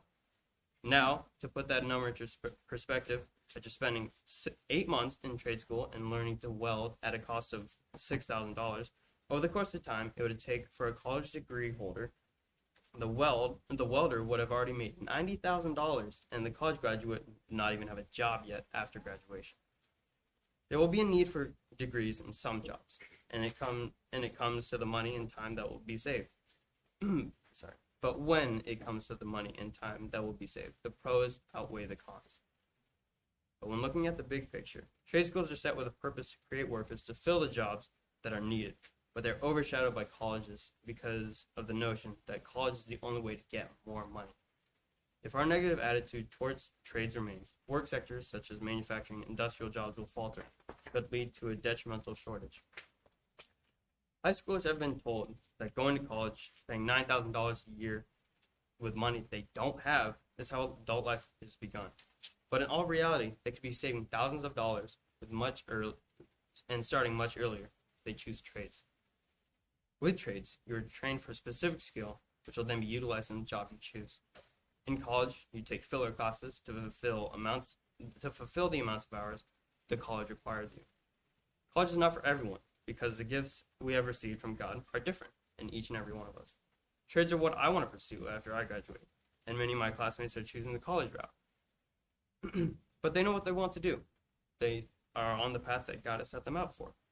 But no, to all listening, don't just go to college because you think you'll find what you want to do there. Think about your future. Make the decision on what you want to do in life and take initiative. So I'll ask you again, what do you want to do when you grow up? Thank you.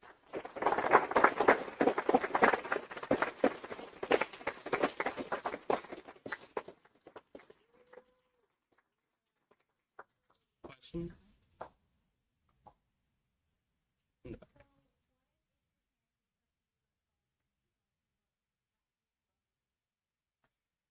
So the question is, what if your parents are pushing you to go to college and not go to trade school?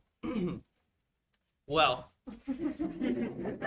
before I got put on trades, my dad actually said, you're going to college because of the way that he experienced college, and he doesn't want me to turn out like him. Working his life, like hard work. But I cannot stand school. And you can't just say, I don't want to go to school. You have to think about, you have to find the right place to go, how to look at all the different opportunities and create a good, I know this is putting a lot on you, but you have to come up with a good argument for how trade schools are a better option than college. Does that answer your question?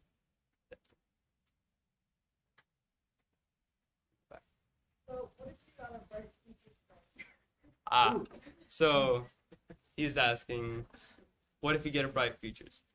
So this comes down to, do you want to go to college? Because if you have bright futures, that's great.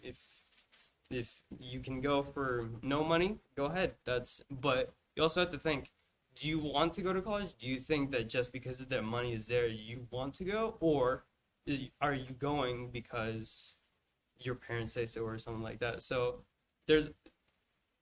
with trade schools, it's a job, so you're getting paid to go there. So you could either pay to go somewhere for free or with your bright futures, or you could go to a job and get started either way.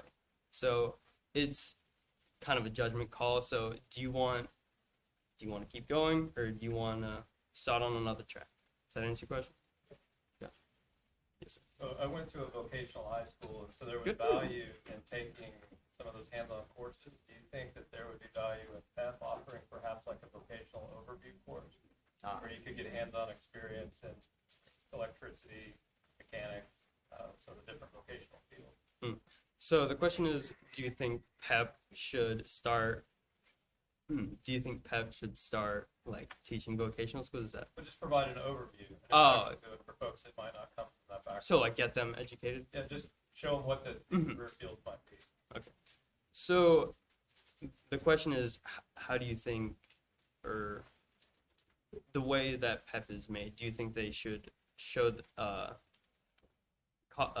trade schools to their students? So with PEP, it's a college preparatory system. So I think that would be like kind of like the red wave in America trying to stop communism from spreading secretly. So personally, I think that they should, because like I came since Core B. I've come here since Core B, and I kind of started looking into trades in Core E. But with there is a big possibility that they like I figured out that I wanted to become like I started getting the idea in physics class with Miss M, because I learned about electricity and I wanted to like follow that. But trade schools is like it does need to be pushed on, well, not pushed on the people, but like people do need to be informed, and so I think that if they did, that would be a great service to their students. Does that answer your question? Yes. This is not a question, but there is something called PEP Works that is now offered, and it's primarily out of Ohio. They're men, and maybe women, I don't know, but men who have trade careers, and they're willing to mentor PEP students who are interested in those careers. So it's called PEP Works.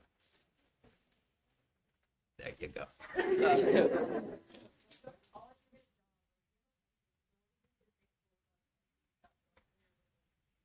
So she asked, what is like the long-term benefits of trade school? So with trades, they're very good with their workers. Like JEA, I know that they are very like you work a certain amount of time. Like if I started in JEA right now, I'm 18. I could retire at 50. So they pay very well. They set you up very well. And so it's all just finding about the right job and the right company that will like care for you after you've worked for them and put in the time. Does that answer your question? And that is all. Sorry for those who had questions. We'll take a 5-minute break.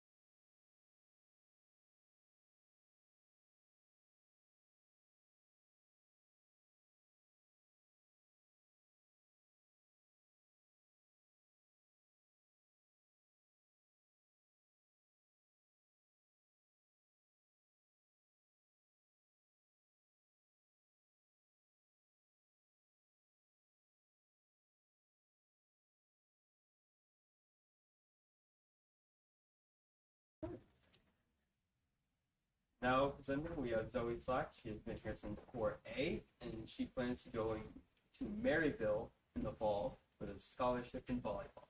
So now, a constitutional right for a censorship slight.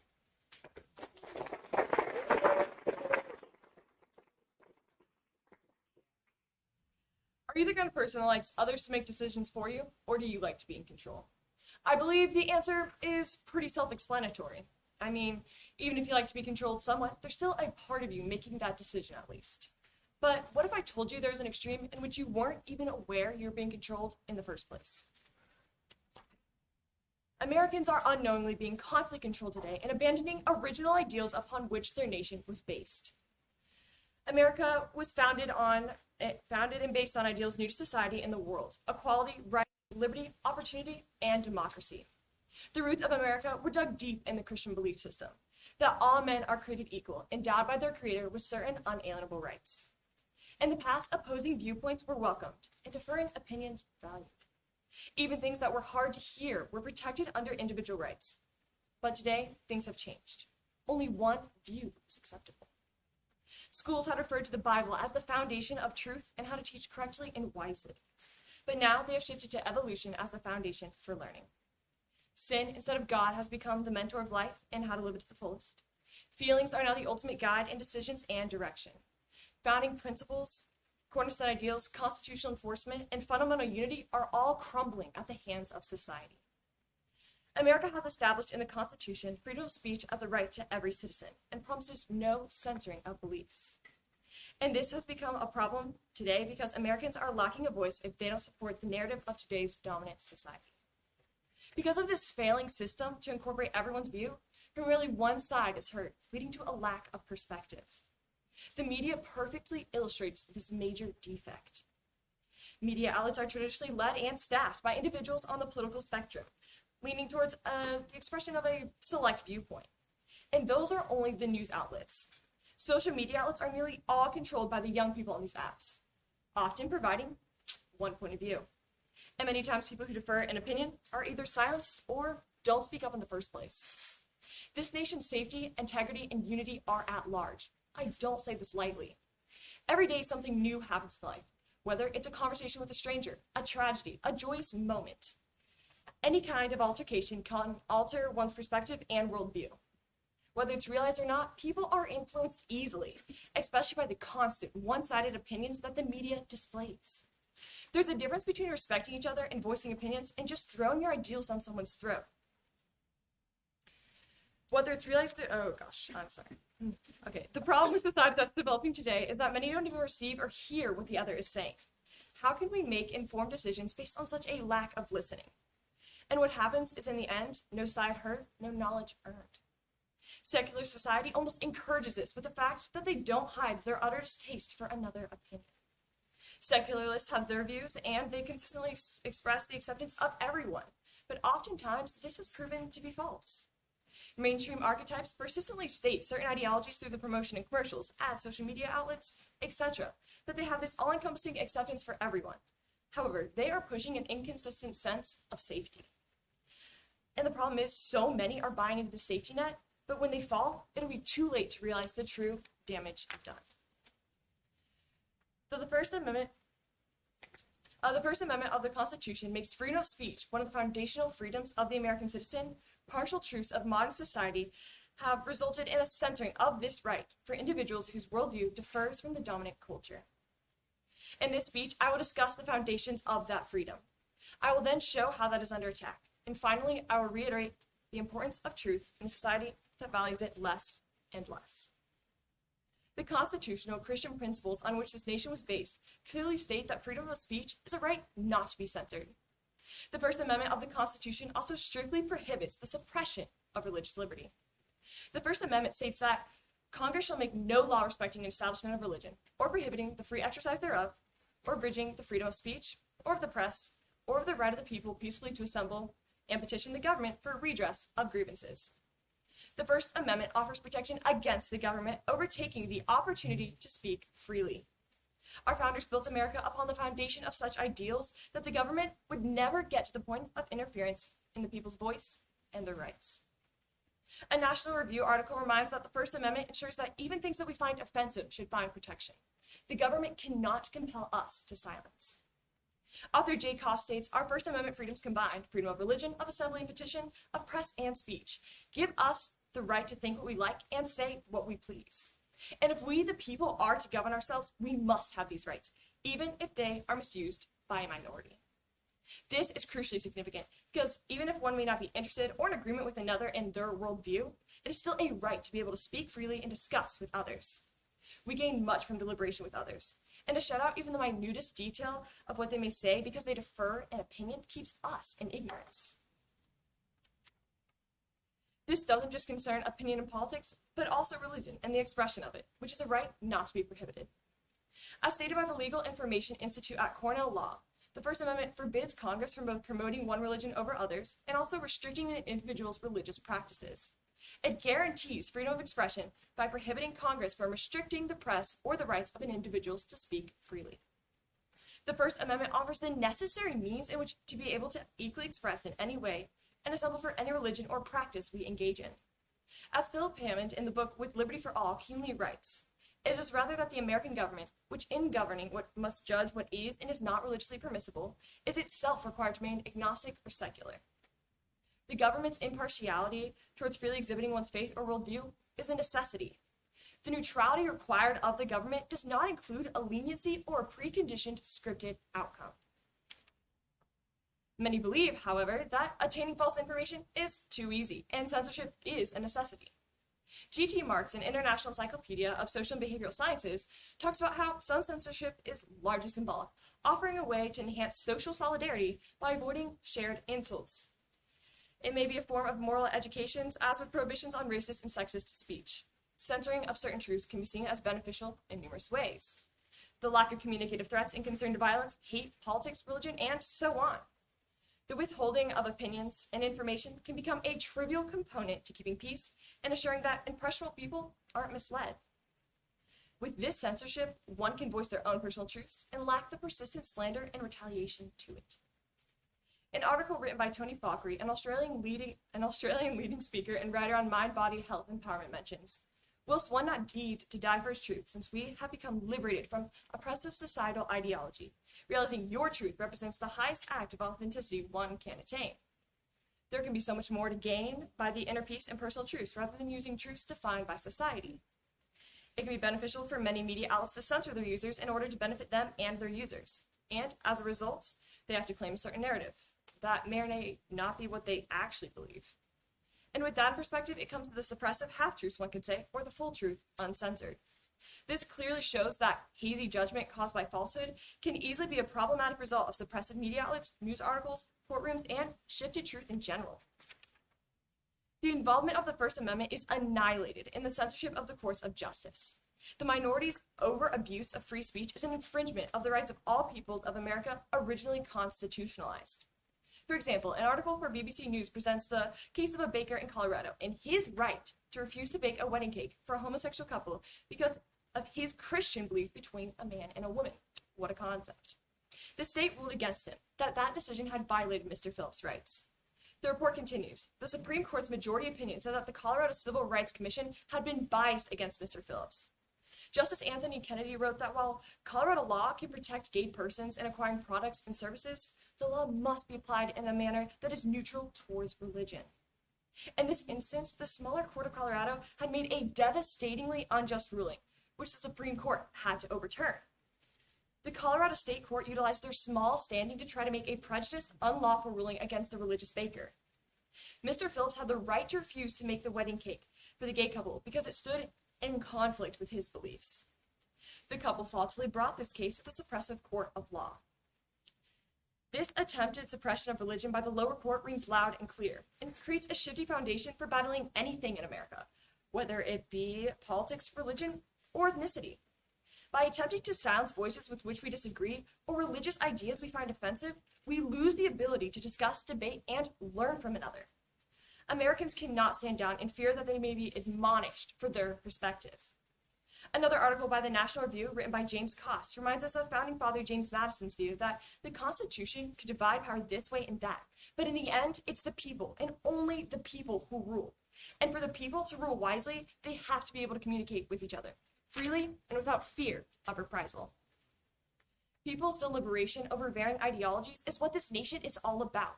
But now there's a preconditioned censoring taking place. This restriction of freedom takes form in not just court, but also media outlets, which have programmed the tone in which America is to speak. Many of these media outlets are governed by powerful individuals or companies that have a scripted narrative. Only a handful of companies rule the media and censor what people hear, which results in a mainstream ideology that they choose.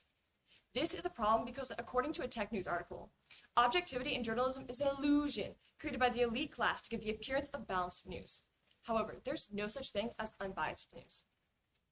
The rehearsed sketch reigns as the only truth, and it's becoming widely accepted all over this nation.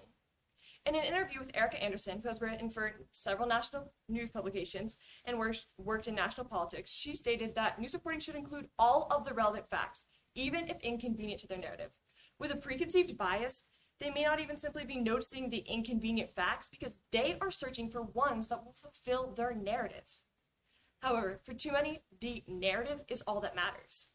One instance would include the editorial page editor of the New York Times from May 2016 to June 2020, who in essence deferred in the views from the overarching paper's perspective and respectfully resigned, with an editor's note added afterwards saying, "We have concluded that the essay fell short of our standards and should not have been published."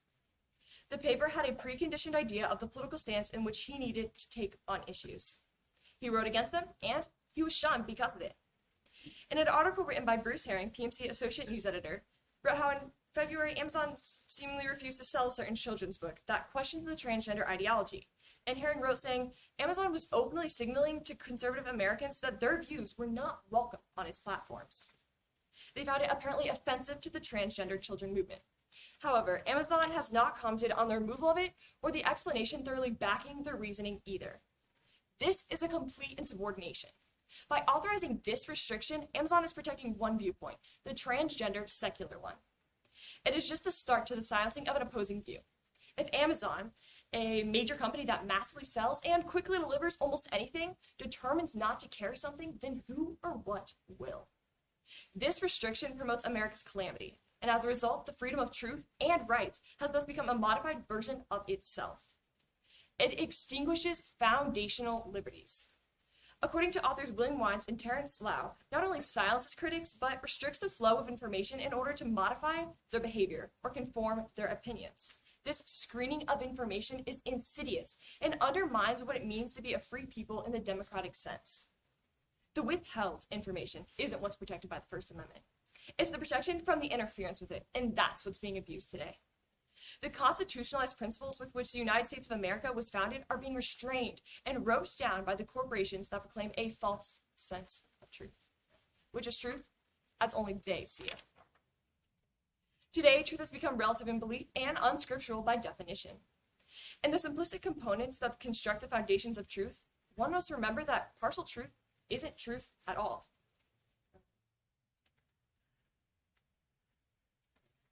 In Florida's courts, when testifying, each witness shall declare that he or she will testify truthfully by taking an oath or affirmation in substantially the following form. Do you swear or affirm that the evidence that you are about to give will be the truth, the whole truth, and nothing but the truth? This is key because they emphasize the whole truth, implying that half a truth isn't truth in its essence. It's a version of it or part of it. And in this, part of the truth is then left out, completely changing the argument, the understanding, and the purpose of said truth in the first place. One example of this fault is shown in the following article pulled from the Medium, a motivational, accredited magazine. Living your truth must come to represent that which is true for you alone, unhindered by outside influences. Once the mental facade has been transformed, the truth gives way to the light of your being. This isn't all they had to say, however. They continued also by saying that it's not necessary to program oneself with the truth, it's only necessary to remove that which is false. They specifically state how they have no need for the truth. They just remove what they don't want to be true so that they don't have to face the facts of it. This is so faulty because the scriptural foundations of all reason are diminished by accepting this concept. As Christians, we should be searching for understanding in the Bible, which stresses the truth and its importance to no end. Scripture rids any doubt from the mind by proclaiming the priority of truth. For instance, even those opposed to Jesus came to him and said, "Teacher, we know you are truthful and teach the way of God in truth." and do not care what anyone thinks, for you are not partial to anyone. He is truthful and teaches in the way of truth. He is not partial. That needed to be said again, to point out that he bases truth not on the fractured nature of it, but by the genuine fact reliability that it promises. Considering that to be partially true is to be false. What is the reason the other half is being thrown out? Simply because the argument cannot be met. There can be no justice without the basis of truth, because there'd be no point at which to argue. God created this earth, establishing truth as the basis of reasoning and the very foundation of justice. Psalm 119 states that the sum of your word is truth, and every one of your righteous rules endures forever. Truth is the core of justice, and with only a half-truth being utilized as the structure for an argument, it will fail. With the lack of truth present, relative truth becomes the premise. And in today's society, there's no usurping the new explanation of truth. Truth is now less absolute and depends on the person's perspective as a point of definition. According to the author Lynette Schaefer, it is evident that we are living in times when absolute truth is no longer regarded as the basis for a statement or lifestyle. Truth is no longer an absolute. It is now a relative term used to suit the whims of many people and their personal opinions, lifestyles, or private interpretations. The secular, God-dishonoring new ideology that America is now attempting to promote is failing drastically. Whether it be the fact that many have sex prior to marriage, gender is fluid, truth is fluid, and everything is to honor man instead of God. To put it simply, truth is now open for interpretation, varying from person to person. That is the severe state in which America finds itself. And when it lowers its standards to incomplete truths instead, the whole truth, the whole nation's identity and sense of safety will shatter. The First Amendment's promise to protect an individual's rights to practice religion and freedom has been forsaken in modern society. The censorship broadcasted all day, every day across America has formed a false sense of truth. And this is detrimental because it has Americans broke in the sense of finding themselves lacking rich in truth. People are entitled to their own opinion, not their own facts. The dumbfounded nature that the one-sided media insults people with creates an uninformed nation as a whole. This contradicts what Scripture teaches about truth, for it states, "If you abide in my word, you are truly my disciples, and you will know the truth, and the truth will set you free." To be discerning and to remain true in the biblical sense will prove to be so much more value than succumbing to the whims of society's fallacy. The United States today are straying so far from the truth of the Bible, and it's crumbling ever so quickly. Its results will be lethal. So it's up to you. Expand the perspective, endure the hardships promised, and remain true to the word, or become a walking corpse, counter to the bores and falsehoods of society. Thank you.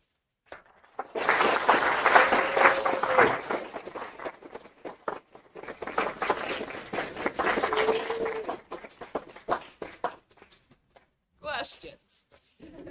No questions? Okay. No questions. Okay. We're here. Yeah. So, as an example, former President Trump decided to share his opinion on Twitter, and as a result, Twitter blocked his account. So even if this is a violation of his free speech, Twitter is a private company. While Trump has his rights, Twitter also has the rights to their media. So how would you draw the line between personal rights and private company rights?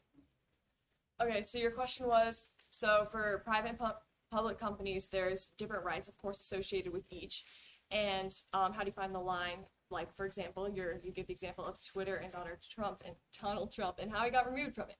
I actually thought he was in my research as well. I was going to include that, but it just didn't seem as strong of an evidence. But in that instance, especially, I looked up the reasoning as to why he was removed, and it wasn't a logical reasoning. And that's what's being used as a foundation for a reason these days. And they're twisting so many things they call facts to represent. They're twisting a lot of things and they're using them to represent facts, and it's not holding up. And in that sense, in the Twitter removing Donald Trump, it was violating his rights in so many aspects because, yes, they are a private company, but the reasons that they gave associating the removal of him were not supported by the First Amendment in any sense. Does that answer your question? Sorry, I'm going in circles. Okay. Any other questions? Yes. So what should people's response be if they're not allowed to voice their opinion? Oh, that's a good question. Okay, so he asked, what should people's response be if they can't voice their opinions on social media? So a lot of people like social media because of the fact that you can voice opinions. You have a platform for people to see your opinions, but it is your opinion. And yes, it's nice to find people who agree with you, and it's nice to find like a kind of community in that sense. But is your opinion changed because you posted it on there, or is it still the same if you didn't broadcast it? Exactly. So does your opinion change? Does that answer your question? Yeah. Yeah. Would you consider, you're saying that the world today is based mainly on half-truth and lies. Would you consider the Constitution a half-truth, considering the men who wrote it only believe everything they're writing down? Oh, gosh. Okay, that's a very good question. So your question was, in my thesis, I discussed how a lot of this nation's truths today are based on half-truths instead of full truths, and whether or not the Constitution or the writers of the Constitution even agreed with their. I'm sorry. Can you rephrase the question? Right. So they, in the Constitution, they say that all men are equal and all have the right to voice their opinion. But they didn't believe all people had that same right. Many of them owned slaves and thought of them as less. So would you count that as a half-truth or like? No, that's a very good question. So her question was, because of, like I said, in my thesis I discussed about half-truths and how our nation's basing it off of that, and the fact that she even brought up a very good point that in the beginning a lot of the writers of the Constitution even based what they were saying off of half-truths, because like she said, a lot of them did have slaves, and a lot of them may have seen some different races and colors as more elite than others in that time frame. But I don't want to answer this question, and so it was a little bit outside of the scope of my research, but no, I'm still going to answer. I'm still trying to like, okay. I think that at least what they were trying to accomplish was more important than maybe what they thought was. Their intention was better than what they may have actually believed or thought, because it did create such a unity in America, at least for an extended period of time. And we did get rid of slaves. We have progressed in so many aspects of life. So just because that they based it maybe on a half-truth, they were still aiming for a better goal, and I think that's more important. Any other questions? Okay. Do you think that the Constitution should be like amended very like deeply and thoroughly over the course of time? Because like the Constitution, like it's like other countries, they amend their own constitutions a very good amount of the time, like every 5 years, something. I don't really know the exact time period, but like that. For example, like the firearms one. Back in when they wrote the Constitution, firearms were very different back then. So do you think that like some of these aspects of the Constitution should be changed given the time period, how we progressed as a society? Yeah. So that's a very good question. So she asked, okay, I'm trying to find a way to rephrase it. So she asked basically, should we rewrite the Constitution every 5 years or however amount of time? Because like a lot of people say today, the Constitution should be living and breathing. But I would have to say I disagree with that in every sense, just because, yes, things change in society, but the values are still the same. They have not changed. Are all men created equal with unalienable rights? Yes. Has that changed? You brought up the guns. Has that changed? Should we all have the right to bear arms? No, that has not changed. So I think that the base value is still consistent in any time period, and I think that's why it should not be rewritten. How has this research and this thesis changed your view of how you're going to get involved with hopefully promoting the truth and free speech as well? So your question was, how has this thesis basically changed my perspective on it and kind of encouraged me in a way to go out and actually do something about it, and what am I going to do about it, basically. So when I first started researching it, I was just kind of like, okay, like I see it in society, but then I started doing more and more research, and I realized that even my the evidences that I was going to give were censored in a way to fit a certain narrative. And that's kind of what made me sad, because I was believing it and I was so ready to find the scripted narrative. So I really want to, I guess, just discussing, because it's so hard to really broadcast things these days without it being seeming one-sided or people just trying to disregard what you're saying. So I think it really just comes to the thing of just talking to people and getting involved in different things that interact with so many different people. Because I'm trying to think of something that you could really do. You could get involved in politics, but I think with me, at least, I will just discuss with a lot of people, because I have learned to be able to discuss and come alongside of people and just talk and spread the truth. I guess that sounds bad, but that's the best way I can think of it.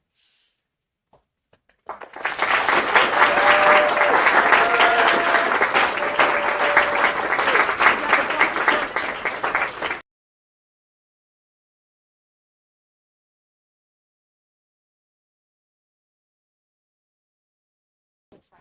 So I don't want anybody